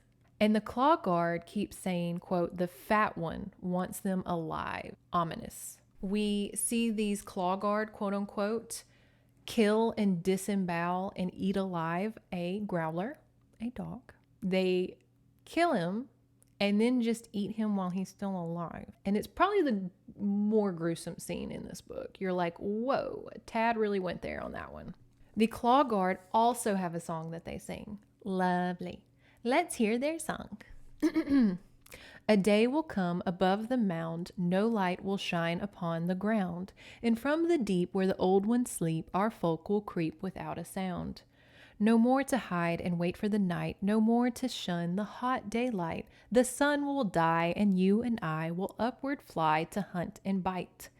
The sun, the sun, the sun will die, and dying slip from out the sky, and in the black we will take back all that we lack, the sun will die.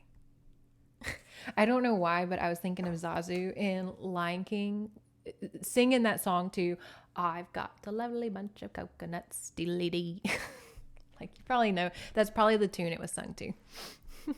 These claw guards are very hyena, if you will. Not in like behaviors and stuff, but I guess so. Like, imagine them as like the hyenas to Scar. Like, Tailchaser says he senses something. Scratchnail and the other claw guards are like, that's exactly why the fat one wants to see you. You're very clever, aren't you? Still no Roof Shadow.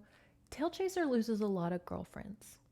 He can't find Hushpad. Remember, this whole thing started with Hushpad. We haven't even thought of Hushpad in like 10 chapters. And now Roof Shadow's gone. He's not really lucking it out with the ladies. They pass mounds of bones on the floor. Bones on the floor. Tailchaser's star starts to burn. And there are tons of sickly, starved cats being abused like slaves. Great. So they are underground, and he's being marched underground to his little prison. Him eats bugs, pounds quick. There are sickly, starved cats that are digging like ants. Like, it's like an anthill underground. And they're all just digging. And Tailchaser's kind of like, what are they digging for? But it's not said just yet. And the Claw Guard is like, you know, the slave master is like, get to work, dig. The Claw Guard's the Sigourney Weaver in the Holes movie. But Tailchaser gets to meet the fat one. And y'all, this is the most disgusting part of the book. It's giving Dune, okay? It's just nasty. It's nasty.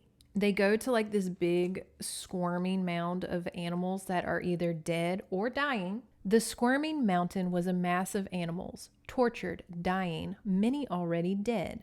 Cats, squeakers, growlers, rich chicks, everything's in this mound. The heap of worthing beasts gave forth a million ghost-faint sounds. Many of the creatures were maimed or dismembered. Closer to the bottom, most were not even moving. The stench penetrated Tailchaser's nose, and he gagged. He slumped to the cold ground, the mist billowing up around him, hiding for a moment the terrible sight. Scratchnail leaned down and butted him with his wide, flat head. And it goes to, getting him up in front of the mound. The Claw Guard stepped up beside him. "Your mightiness, your humble servant has brought you something." Scratchnail's voice grated and echoed from the towering walls. "Oh, you have you?" bubbled a grotesque voice. "Throw it in with the rest. I'll eat it later." A gigantic dark shape, invisible at the top of the pile of bodies, turned its head and opened vast, eggshell white eyes. Blind eyes. It was a cat. 20, 50, 100 times bigger than himself. Tailchaser could not tell. Its swollen body was so massive that its tiny legs could not reach past to lift it up. It lay bloated and supremely powerful on the peak of the wiggling flesh mound. That's disgusting. That's nasty. That's probably why this movie would need to be PG. You can't put that in a kid's movie. The nasty maggot cat, let's call it a maggot cat because that's what it sounds it looks like. The maggot cat doesn't want Tailchaser, says he's not a threat. Make him dig, kill him, I don't care. The Bone Guard passes. So we have the Claw Guard. The Bone Guard is like first in charge of the maggot cats. Like, that's his first line. That's like personal bodyguard. And even the Claw Guard is scared of the Bone Guard. But no one knows what the Bone Guard looks like. So we just get like weird descriptions, which we'll get into. But like for right now, everybody just like covers their eyes. They're just like, don't even look at them. Don't even look. Tailchaser's imprisoned. Duh. Tailchaser, as he's imprisoned, he sees one of the delegates from Prince Fencewalker's group, one of the envoys, and says he's as skinny as a ferret, probably not gonna live. Like, and now he's like, fuck, is the prince in here? Like, we are screwed if the prince can't even beat this little maggot cat. We cut to Roof Shadow. She escaped. Like, she didn't get caught, but she has a broke leg. And so we kind of go through like a chapter of her trying to nurse this broke leg, trying to figure out what the fuck to do. Tailchaser, while in prison, does what you do in prison. You network. And he learns from the other prisoners kind of what's going on. And disgusting things happen under this mound. They mate growlers with cats. And worse, like they're mating things together and making monsters. They are digging, making this like underground, like he's essentially in hell. Like I think it's supposed to represent, there's religious tones in this book, like with Lord of the Rings and Lion, Witch, and the Wardrobe. There's religious tones in this book that I think he's in hell. Like he's in like the Dante's Inferno of hell. And the prisoners are like, cats aren't meant to dig, which is true. To make cats dig is to kill them. And while they're in their prison cells are the bottom of pits. So imagine a big hole full of cats. The only way that you can get fed is if you can climb out of the pit. And so the claw guard brings food, and it's not even food. It's like bugs and shit. And they're like, come eat and then go dig. And only those who can climb out of the pit get to eat. So obviously if you are sick, old, or wounded, you will just starve to death at the bottom of the pit. This is a kid's novel. They dig. Tailchaser digs. It's like holes, dig. We cut to Pounce Quick. Pounce Quick and Eats Bugs are in a different cell. And a naked mole rat, I think it's a naked mole rat. It sounds like a naked mole rat. They never explicitly kind of say what animals are. They just give you really good descriptions. You're like, I hope that's a naked mole rat. But anyways, it says it looks like a newborn kitten with like no hair, big teeth, eyes welded shut. And I'm like, is that a naked mole rat? He comes for Pounce Quick. But Scratch Nail, the claw guard, doesn't want his Slither, the naked mole rat, to have Pounce Quick and like maims him. I think he scratches his face and now he can't smell or see. And here we have a little bit of Pounce Quick. I know y'all are wondering about little PQ. When he returned to his jail that night, Pounce Quick began to seriously consider the fact that he might never see Tailchaser again. He had already lost Roof Shadow. He saw no way he could ever escape from the mound. Up until that moment, he had hoped, deep in his mind, that the whole experience was a bad dream, a phantom. But finally, Pounce Quick realized his eyes were open. He knew now where he was. He knew he would remain there until his death. There was something curiously liberating about this knowledge. In a way, it was as if somewhere, deep inside him, a part of him had been set free to run beneath the sky, leaving only his body behind. For the first time since he had been taken by the claw guard, he slept peacefully. What's happening with little baby Pounce Quick? No child should be like, well, I'll just die here. And then be like, he let go of the earthly tether. What is up with Pounce Quick? Like he, in this novel, kind of has his own spiritual journey. Because remember, he was getting very radicalized in the big city. And now he's going through this traumatic event and he's kind of like removing himself from this earthly tether. He is so traumatized. He is doing that thing where you have an out-of-body experience and you leave your body to experience the trauma. Poor little baby Pounce Quick. We cut to Roof Shadow. Roof Shadow is hunting. Her leg is a little better. Tailchaser dreams of Eye Shimmer. And remember, Eye Shimmer said, even the Garin, which means bear. That's their bear. Even the bear fears something. Even the bear fears. What do we take of that? Is there a bear involved? I don't know. We have another story of why cats don't go in the water. And in short, little mischievous Firefoot. It's all about Firefoot because he was roaming. He was wandering and roaming. And he wanted to go to this island. And so he asked the cranes if they would help him cross the water. And so the cranes were like, yeah. And they beat their wings so hard and so fast, they froze the water so that he could cross to the island. Seems like they could have just carried him. But on with the story. And so he has fun on the island, but he misses mainland. And so he wants to go back, but the ice starts melting. The ice starts melting. And so he sees a giant fish. And the giant fish is like, ooh, yummy. I'm going to eat this cat. And he's also like, why is there a cat in the water? Can you swim? And Firefoot, because he's clever, says, of course, I am part of a special breed of water cats. Water cat. We love swimming. Oh, it's our favorite thing to do. There's so many of us. And the fish is like, really? You should take me to all of these water cats. I would like to see them, to eat them. And Firefoot says, I will take you straight to Water Cat Society if you get me a little closer over there. And he tricks the fish into getting him to the shore. And of course, the fish gets beached. And Firefoot jumps off and he's like, there's no Society of Water Cats. You're a stupid fish. I'm going to eat you. And he eats the fish. And to this day, as he was eating the fish was like, from now on, if any of you fucking cats ever touch water, we will come for you. And that's why cats don't like water. Roof Shadow decides to go on a rescue mission. And she starts digging into the mound, which is very brave. If she only knew what the fuck was in there. We don't have any word of Pounce Quick or Eats Bugs. Tailchaser is kind of just succumbed to digging. What do you do? I know we're just like, he needs to be trying to get out of there, but what do you do? What do you do? Roof Shadow, as she digs in and she's kind of standing over and can see everything, has a panic attack. Full-blown panic attack. Obviously, as you would. Seeing all of these cats dying and digging and these giant claw guards whipping them, and then the little naked mole rats running around. I think they're either naked mole rats or salamanders. I don't know. Either way, gross. And I think it is naked mole rat because they're called tooth guards. Okay, so the tooth guards sense someone digging in and they're like, whoa, why would someone be digging into the mound? Red alert, red alert, red alert. And they alert the bone guard. I know I'm confusing the fuck out of y'all.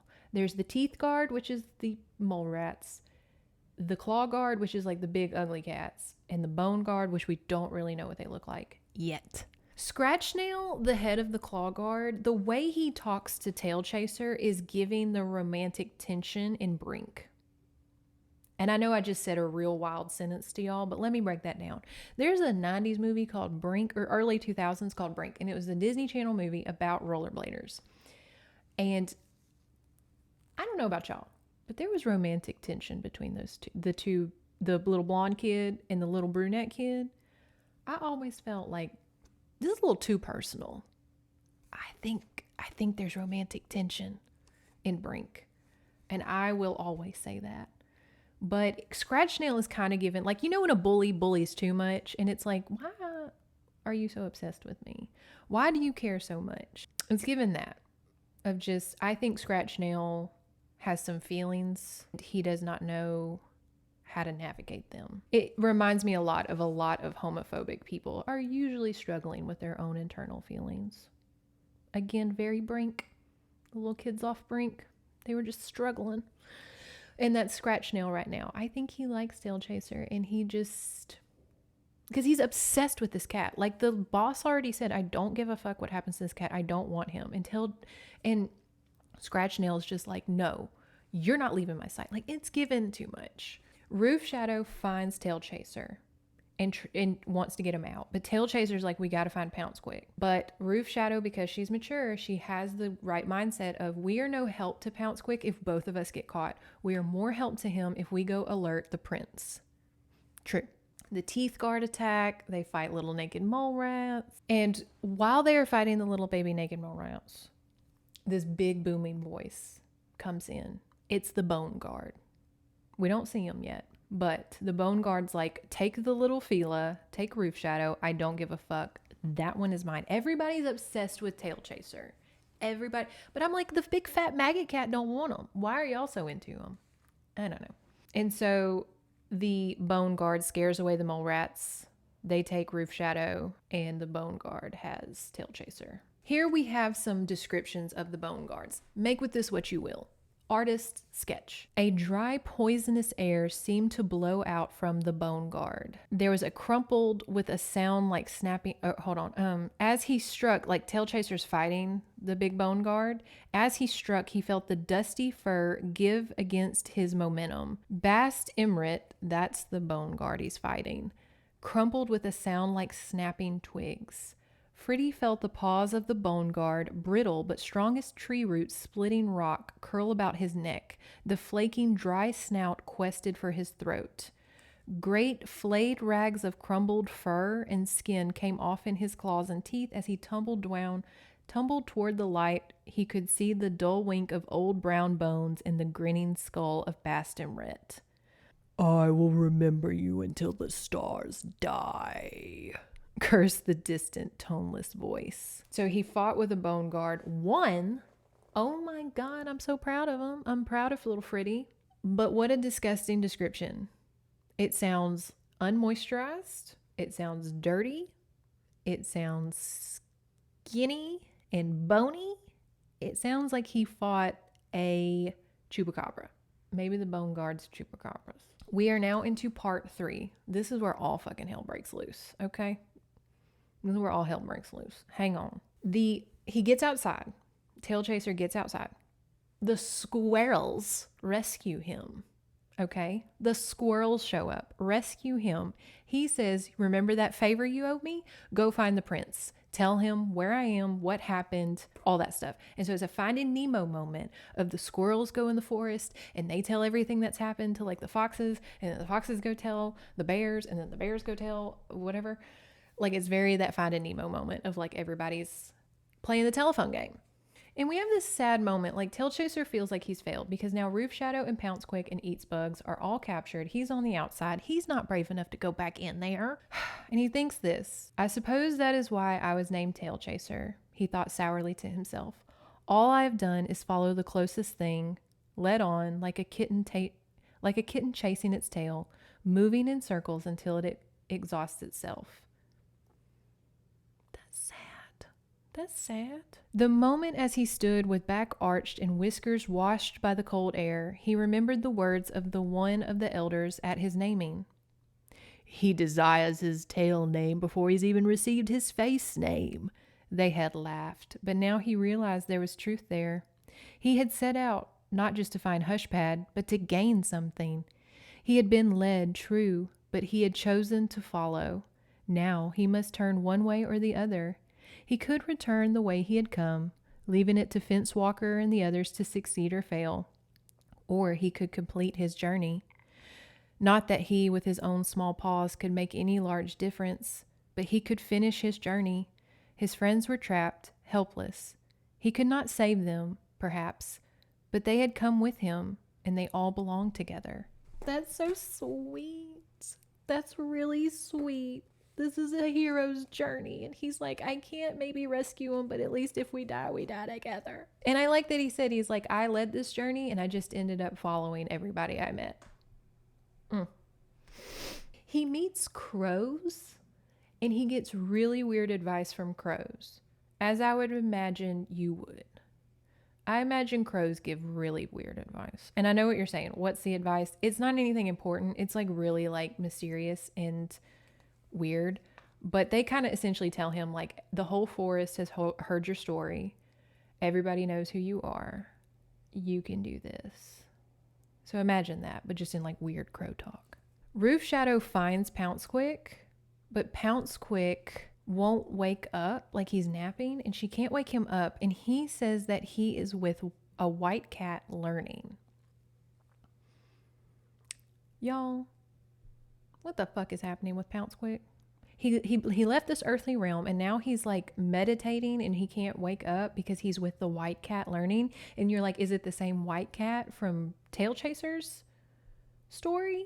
Tailchaser gets back in the mound, fights, he runs into that goddamn tooth guard. Those little naked mole rats are really annoying. But the naked mole rat that finds him can't smell that it's Tailchaser. He can't see or smell. Like, he can't identify that it's Tailchaser. And Scratchnail, because he lost Tailchaser, was punished. And he was punished so severely, he's now fucking crazy. So Scratchnail, remember the guy from Brink in cat form, it's him, it's this little naked mole rat, and neither one of them understand that it's Tailchaser, like hanging out with them. You know, his little paws are sweating. He further infiltrates the mound with this naked mole rat and this member of the Claw Guard that is ostracized. He covers his birthmark. Let me mention this. He covers his birthmark with some mud because obviously the white star, everybody knows. So he covers it with mud. Tailchaser tells the naked mole rat, do you want to do something great for the big, they never refer to him. Oh, no, for the big maggot cat. They call it the fat one, which isn't very nice to call your boss that, but whatever. And the little mole rat's like, yes, I would love to make him happy. What can I do? And Tailchaser's like, I'm going to send you on a secret mission, but you can't tell anybody. He's kind of being a little firefoot, if you will. He's being tricky. And he's like, you need to go find that Fila that Tailchaser was with. Go find her. And if she's with a little cat, bring him too. The fat one wants to see them. And the little mole rat's like, ooh, I'll go find them. Tailchaser goes and gets caught by the new leader of the Claw Guard, Bite Fast. Great. He is taken to Big Fat Maggot Cat, which we now learn is obviously Heart Eater. That's the middle brother. Remember, he went underground. This whole time he has been plotting his revenge. But at this moment in time reading, I'm like, I don't know what the hell he's planning on doing. What is he doing? He's just fat and nasty. And guess what? Dun da da dun. Prince, as like Tailchaser is in front of Big Fat Maggot Cat, in front of Heart Eater, Prince Fencewalker and his army shows up. The folk show up. But as the folk show up, and Tailchaser's like, oh my God, we've been saved. Yay. Of course, that wouldn't be the case because we have this that happens. Buckle up. The voice of Heart Eater welled up once more. I wondered if the lackeys who worship the memory of my departed brothers would eventually gain the courage to try to take me in my den. Hear me then, you firefoot sniffers and white wind chasers. The last of the firstborn is not to be dealt with by a mewing rabble like yourselves. You are beyond your depth, surface crawlers. Finally, the pressure of his words weighed the attackers down like a tangible thing, but the mound creatures did not move either. So great was the force of the Heart Eater. Finally, Squeakerbane stood, his battered old face firm, his whiskers straight and proud. Words, cried the Thane of the Rootwood Firstwalkers. We have brought more true folk than there are stars in the sky. Lord of the ant heap, even now they swarm down your prairie hole. Your day is over. All around the attackers shook their heads and purred with wonder and pride, so that a great humming filled the rocky vastness. You may sit like a toad on your imitation throne until the end of time, cried Squeakerbane, but we shall never rub our chins on the ground for you. Your power is broken. The laughter of the Heart Eater rolled down like a grinding of an avalanche. Fools, he boomed. You speak to me of the power with your tidy lives like the tumbling of leaves. What a mockery. His laughter swelled again. There was a rumbling beneath. The Heart Eater's throne mound pitched sharply. You think you see the throne of the Heart Eater, but you see nothing. The master of the mound shouted with mirth as a noise as chilling as freezing rain. The folk quailed and would have run, but Squeakerbane stepped forward and the line held. Before the Thane could say a word, Heart Eater's dark, swollen body began rocking and pitching atop the carrion mound. Do you think I perch here to frighten the pitiful scurrying things that would serve me? The fat one demanded. To put unworldly fears into the minds of such as you?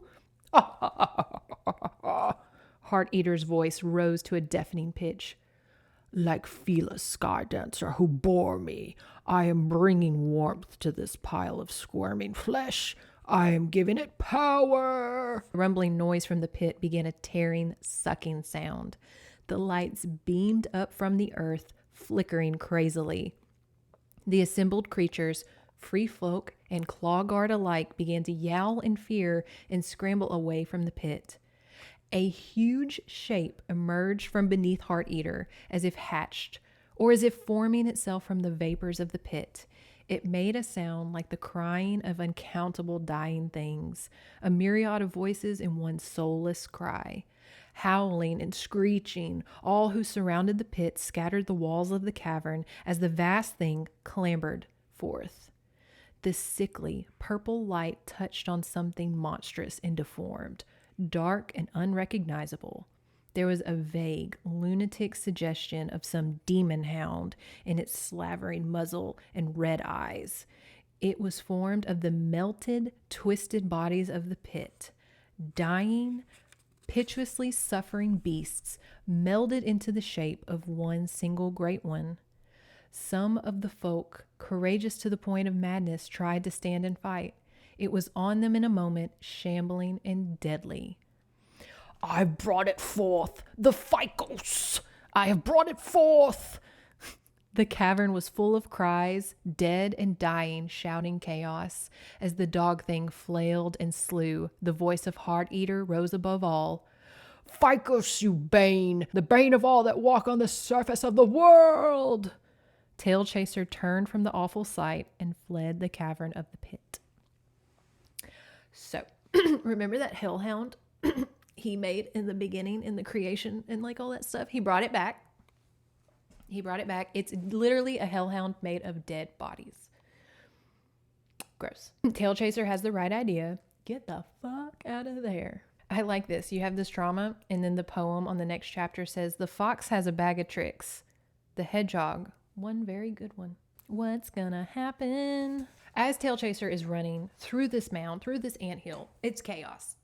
It's chaos. The ficus is like eating folk, and like Prince Fincewalker is trying to fight the ficus, and Tailchaser's trying to find his friends. It's chaos. He does reunite with the gang, but as he gets the gang together, Pouncequick is very calm. And he doesn't fight, because they're kind of fighting like claw guards and stuff. And Pouncequick doesn't fight anybody. He just stares at them and they go away. Like they're just like he's able to just stare at them and they just leave. And Tailchaser and Roof Shadow are like, what the fuck? And as they're running, they lose Eat Bugs.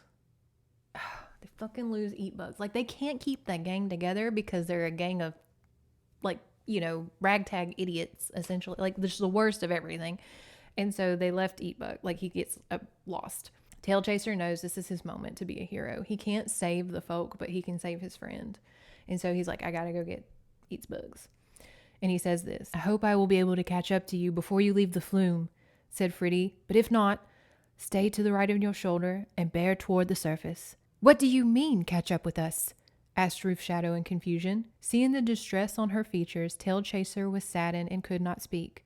Pouncequick unexpectedly spoke for him. "He's going back to find Eats Bugs," said the youngling. Roof Shadow was astonished. "Going back? Tailchaser, you can't.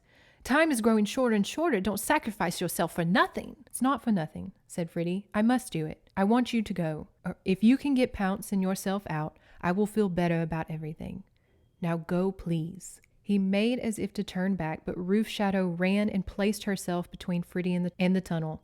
In her grief, she looked more wild than Tailchaser had ever seen her, wilder by far than when she had fought for her own life. She looked as though she had fallen out of step in Earth Dance and could not find her part. "Pouncequick," she cried, "tell him not to go. Don't let him just go off chasing Death's tail like this." Pouncequick only looked at her with his old affection and said, "He has to go. Don't make it harder for us, please, Shadow." He turned back to Fritty. "May you find luck dancing, Tailchaser. Come back to us if you can." Tailchaser had only a moment to marvel at the change in his young friend. The noises of hatred and conflict winding down the tunnels brought him to the purpose once more. "Goodbye, good friends," he said, and would have paused to sniff them both, but he could not meet Roof Shadow's eye. He leaped past her and ran up the tunnel back the way they had come. It's getting desperate. He does find Eats Bugs, and they're about to be attacked by Bone Guard. and he remembers the prayer that Quiverclaw, one of the first walkers, said, and he recites it because they're like about to get killed. And he starts reciting the little Firefoot prayer. And as he's reciting it, light starts beaming. Lights are shining everywhere. What the fuck is happening? What did this prayer do? What did it unlock? Here it is. I am. The sheer force of it flung Fritty back. He struck his head against the crevice wall. As he rolled groggily back over, he saw that the great light had faded. Eats bugs crouched before him, his body black, nearly invisible, his legs red as fire, red as the sunset. The marks of madness and disarray were gone. The fur, thick and fine. Eatsbug's eyes stared back at Tailchaser with wisdom and love and pride such as he had never seen before. There was a sadness, too, that hovered as close as a second pelt. Fritty knew that he was in the presence of all that was great in his race. "Hello, little brother," Eatsbug said to him. But Fritty knew now that it was Eatsbug's no longer. The true Ka had come back. The voice was the melody of night, of all things that knew the old delicate pattern of the earth and her things to know. Fritty dropped to his stomach, hiding his eyes behind his paws. He curled himself into a ball. "No, little brother," said the wonderful voice. "You must not do that. You have no need for shame before me. Quite the opposite. You have helped me find my way back after a long, dark journey, and in time of great need. It is I who should bow to you in your efforts." So saying, Lord Firefoot, for it was he, took up Fritty's paw and touched it to his brow. The white star on Fritty's own forehead flared up in the gloom of the small cavern. "Ah, little one, I followed your special light as Skystone followed the dawn star into the trackless east," said Lord Tangalore. "I only hope I have come in time." Y'all, that was when I was in the kitchen and I said, "Are you fucking kidding me?" Cat that was following a star was Firefoot the whole time, and he was subconsciously following Tailchaser, leading him on this journey, guiding him. Like, are you kidding me? He awakened Firefoot. He awakened literally, like, I don't even know, like a god. A god. Oh my God. Okay, we're going to keep going and we'll talk about it because I've got things to say. Firefoot gives Tailchaser the knowledge to finish his quest. He's like, I'm going to go battle this ficus, not the plant, the dog, ficus. You need to finish your quest and find Hushpad. Boop. And gives him the knowledge. Tailchaser makes it out of the mound. He finds Scratchnail about to hurt Pouncequick and Roof Shadow, like very much that Disney moment of like, and Tailchaser gets in front of him, and as they are fighting, and Scratchnail is about to kill Tailchaser, a rock avalanche kills him. A big ass rock avalanche just takes Scratchnail out. Great. Let's move on. The tunnels collapse beneath them. All of those anthill tunnels collapse. And you wonder what the hell happened. And I don't like that about this book is it doesn't show that they call it the final hour. It doesn't really show what happens. We get what happens in a minute, but we don't get to be like first person and see the Ficus battle Firefoot. We don't really know what happens. We just see the tunnels collapsing. And then we wake up because obviously Tailchaser fucking passes out. We wake up and everybody's healing. Everybody's in like a little, refuge and people are healing. Some cats escaped. Tailchaser doesn't tell Eatsbug's secrets. A lot of Pouncequick and Roof Shadow think that Eatsbugs died in the collapsation, and Tailchaser doesn't tell them that it was Firefoot. He's like, I'm gonna keep that a little secret, which I guess I would tell people. Like, it's literally, as they always say, the homeless man could be Jesus Christ. That's literally what happened in this novel. The homeless man was Jesus Christ. Or whatever. Like, the homeless man was Buddha. The homeless man was whatever. We get the final hour recap. Like the fence walker comes by and tells what happened. Roughly, what had happened was, obviously Firefoot defeated the Ficos before it could exit the mound, because if it would have gotten on Earth, all hell would have broken loose. Like Firefoot would not have even been able to defeat it. And so he defeated the Ficos. Heart Eater succumbed to the collapsation. Like, he was a big fat maggot cat. So he put all his efforts into making that demon hound. So he died as the demon hound died. Firefoot made it out. Obviously, we'll see him in a minute. Fence Walker and they all got out, but we did lose some of the minor cat characters that we knew. If you read the book, you know, you weren't bummed about it, but you were like, oh, not that one. The guy telling it says this, there's not much point to singing the song if you have to guess at the words. Because remember, they have an oral history and they're having to guess at what happened because a lot of them were evacuating. And so they're kind of like, I guess we'll never really know what happened in the final hour, which I don't like, Tad. I don't like that, but we'll get to the criticisms. The squirrels show up and Prince Fincewalker deems that squirrels will be protected in the cat kingdom, but if they exit, it's free game. So y'all are protected here for doing your service and helping us defeat this hellhound. But if you walk out of the perimeters, it's free game. Open season, baby. In the collision, like in that fight with Scratchnail, Poundsquick lost his tail. Now, let me retract and remember for y'all. Remember White Wind, which we all fucking know it's White Wind. The cat that shows up in the dreams is White Wind. The tailless white cat is White Wind. And Poundsquick is going on the spiritual journey, was removed from his earthly tether, loses his tail. What dogma is in this cat book? What the fuck? And Poundsquick says this, because they're like, you lost your tail. And he says this, we freed the white cat, said Poundsquick dreamily. I saw him in the sorrow, and I saw him in his joy when the mound fell. He has returned to the dark body of the All-Mother. The kitten shook his head as if to clear it. We all lost something, but gained something far greater. He looked pointedly at Roof Shadow. Even if we do not know it yet.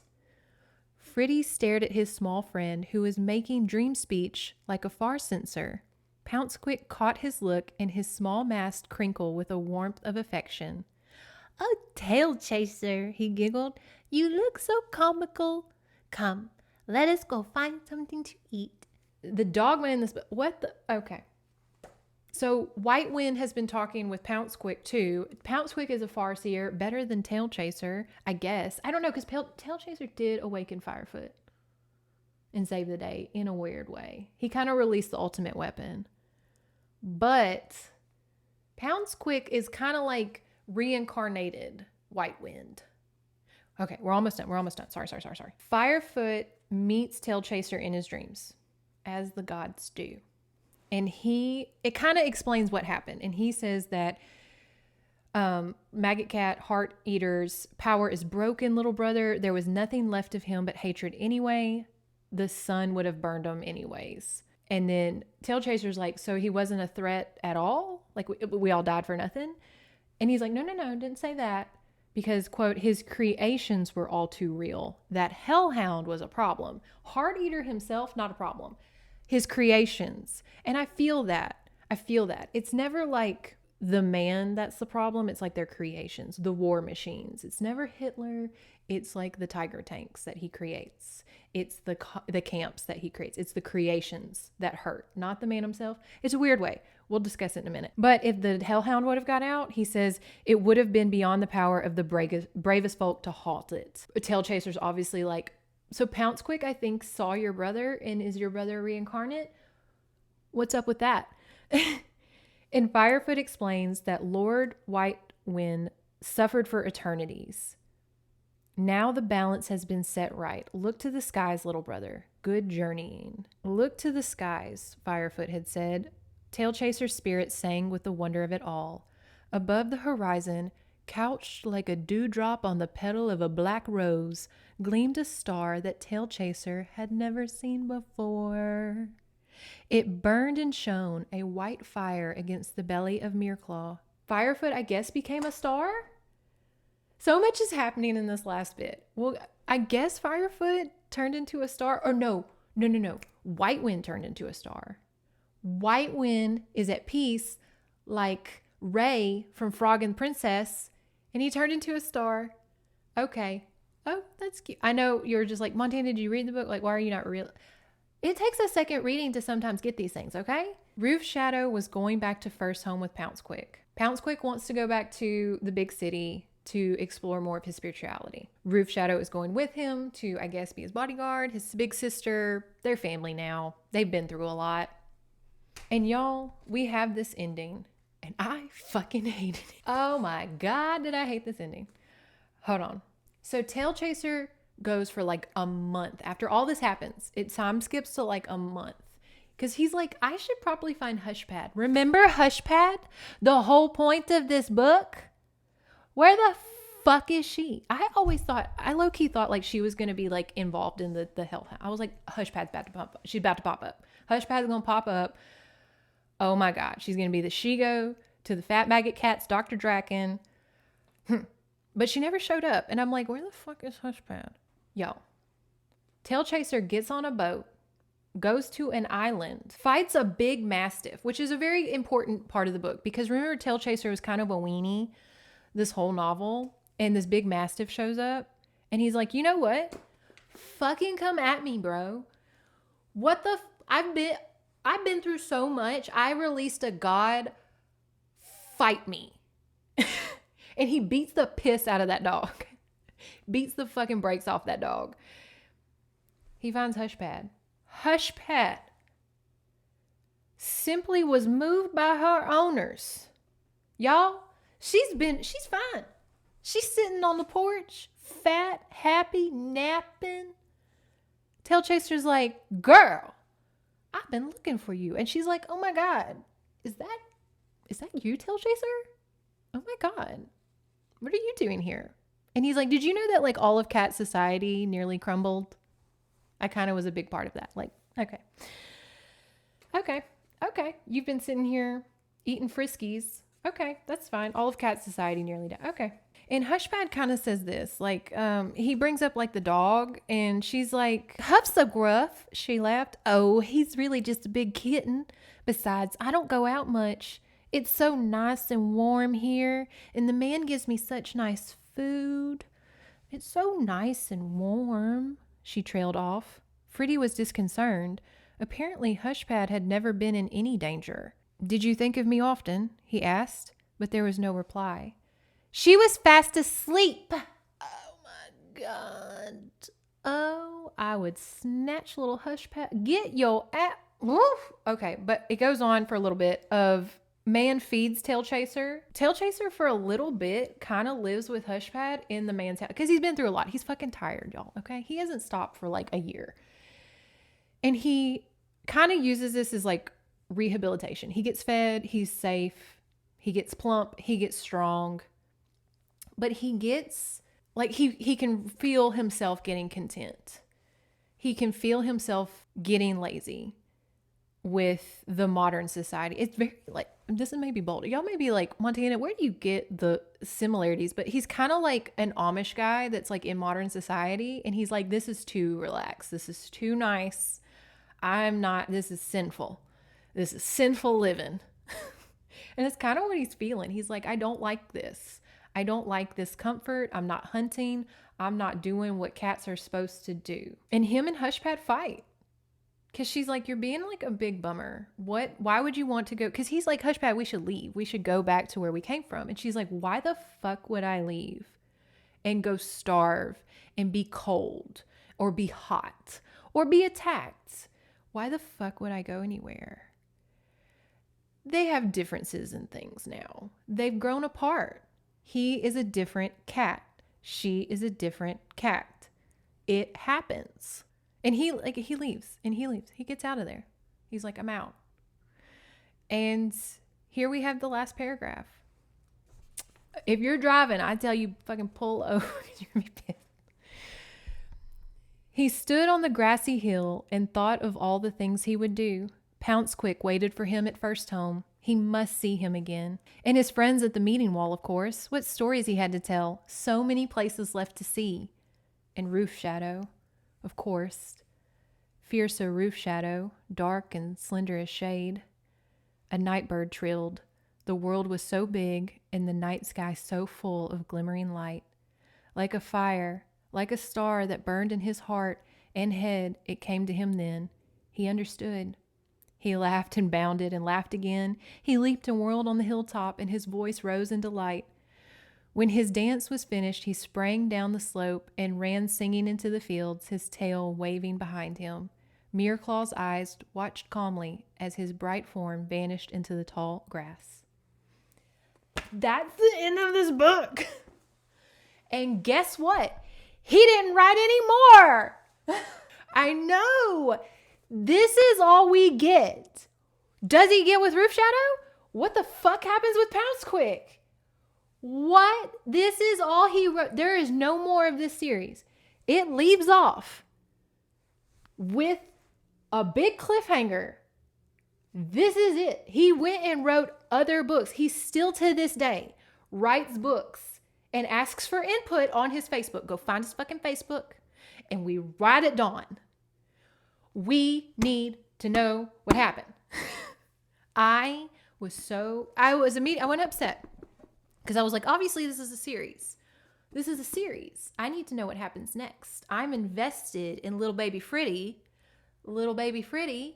Pouncequick's little religious ass, Roof Shadow. Y'all, I forgot to mention this.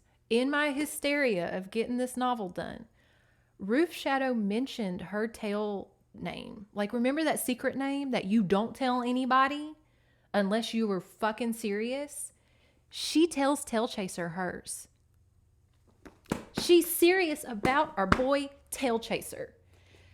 Whereas fucking Hushpad's little spoil ass, y'all, I've got my legs crossed. I'm to the audio, like, this book was a lot. It was a romance novel. We didn't know it was going to be romance. It was romance. He went to find Hushpad, went on his coming of heroes journey, fell in love with Roof Shadow when she didn't even want to have a boyfriend or want kids. And they kind of have like a found family. It's Roof Shadow. It's him. It's Pouncequick. Like, they have this little found family. I think, what would y'all write in the sequel? What would y'all write in the series? I think Pouncequick is going to start a cult. I think he's going to start a cult. And Tailchaser and Roof Shadow are going to have to snap him out of it. I think Roof Shadow and Tailchaser are going to get together, obviously. I think Hushpad is going to get kicked. Like, her owners are going to have a baby that's allergic to cats. They're going to kick her ass out. She's going to try crawling back to Tailchaser and fight with Roof Shadow. I don't know. So much could happen. This is a cat soap opera. Tad Williams wrote this novel and did not bother to write more. He wrote more books. Didn't finish this. And I don't know why. It's very popular. People who like the Warriors books loved it. Well, I say that. Some don't like this novel. And they're wrong, because this novel's great. But I went on the Warriors subreddit, to kind of get a feel of what people thought of this novel. A lot of people think that Warriors ripped this novel off. Maybe that's why Tad didn't bother finish with it, because he was like, well, fuck, Warriors already went off. Already popped off. Maybe that's why they didn't make the movie, is because it's so close to Warriors. Warriors fans, comment below, because I've never read it, so I don't know enough. But I know it. Like, it's a popular book. I know it, but I never read it. Oh my God. And not to, like, again, bring the religious undertones like we did with Flowers in the Attic, but it's there. You can't ignore it. Much like Lord of the Rings is a Catholic book, and like Lion, Witch, and the Wardrobe is like what, Protestant or something? I don't fucking know. This book could be, this is, welcome to Montana Davis, like, welcome to Montana's English class. Write an essay on the religious undertones of this book. Oh my God. Wow. I'm speechless. I was not expecting a cottagecore little cute cat book to be this riveting. Now, if you read this book, I highly recommend you do, because it's a lot of mythology and it's a lot of fun stuff. And the characters are really fun. But no, like the first half of the book is like a lot of Tolkien talk. Like it's a lot of world building. It's a lot of descriptions of trees. And then the middle of the book, we're building a trio. We got eats bugs and all that stuff. And then the end is, like I said, like all hell breaks loose. But like Dante's Inferno, reincarnation, the dogma of the Tailchaser being chopped off on Pounce Quick. Like that is literally getting like the crucifix holes in your fucking palm kind of shit. Like, y'all. If you're new to this channel, welcome to the insanity of this channel. These books are wild. Like, this is why I have this channel, is because y'all would see this. I saw this at a fucking Second and Charles that was going out of business. And I said, is that a cat book? And I bought it. And here I am having a mental breakdown. I'm going to refer to this book in spiritual discussions. In spiritual debates, I'm going to be like, this is a lot like Tailchaser's song. The religious dogma of Pounce Quick also, getting the same wounds that killed White Wind, their savior, who defeated the Hellhound, which represents, people are going to be like, what the fuck? Okay. I have so much to say, but I've taken up so much from your time. Comment below your thoughts and feelings. I do read the comments. Like I said, I don't necessarily comment back a lot because I'm a completionist and I will comment to every single one of y'all. If I comment to one, I will comment to all. So I try not to but I do read them. I do read them. I'm on Instagram. You can see all that information below. Patreon, again, we're going to do cat returns. We're going to do the couples bracket. Do we need to include? No, we don't include Hushpad and Tailchaser. It's Hushpad and Roof Shadow. But anyways, we won't include them. And I don't know Sunday stories just yet. Hopefully I have a house. I wish I could tell y'all about it, but then I know some people are weird and they'll find it. It's about to be a full blood moon. Praise Miraclaw. Manifest everything for everybody. I know everybody's going through it. 2 more months, y'all, and then we're into 2026. 2 more months, y'all. Let's get through this. Next month is Christmas, right? It's Christmas. And we are doing I forgot the name of it, but the Viking romance. Everybody wants to know. And I like that because I've read the first 3 chapters, and it's about a woman who is raised by a Celtic slave. She's a Christian. She's a Christian woman. And she's going to fall in love with this little pagan Viking man. And I think that's great at Christmas because Christmas is such a mix of so many religious undertones. If you go watch my Christmas videos of Elf in the Shelf and Krampus, we've discussed that. So you should go watch those. But I think it'll tie in great. So yeah, next month we're doing the Hearts of Flame. I think that's what it's called. Viking Christian romance. Great. Okay, y'all. Praise Miraclaw. Comment below the insanity. Read this book. Fucking go after Tad Williams. Tell him to write more. I demand it. And just relax on the bone throne. If you can. I will see y'all all on the Patreon next week or next month. And have a great Thanksgiving month, y'all. Bye.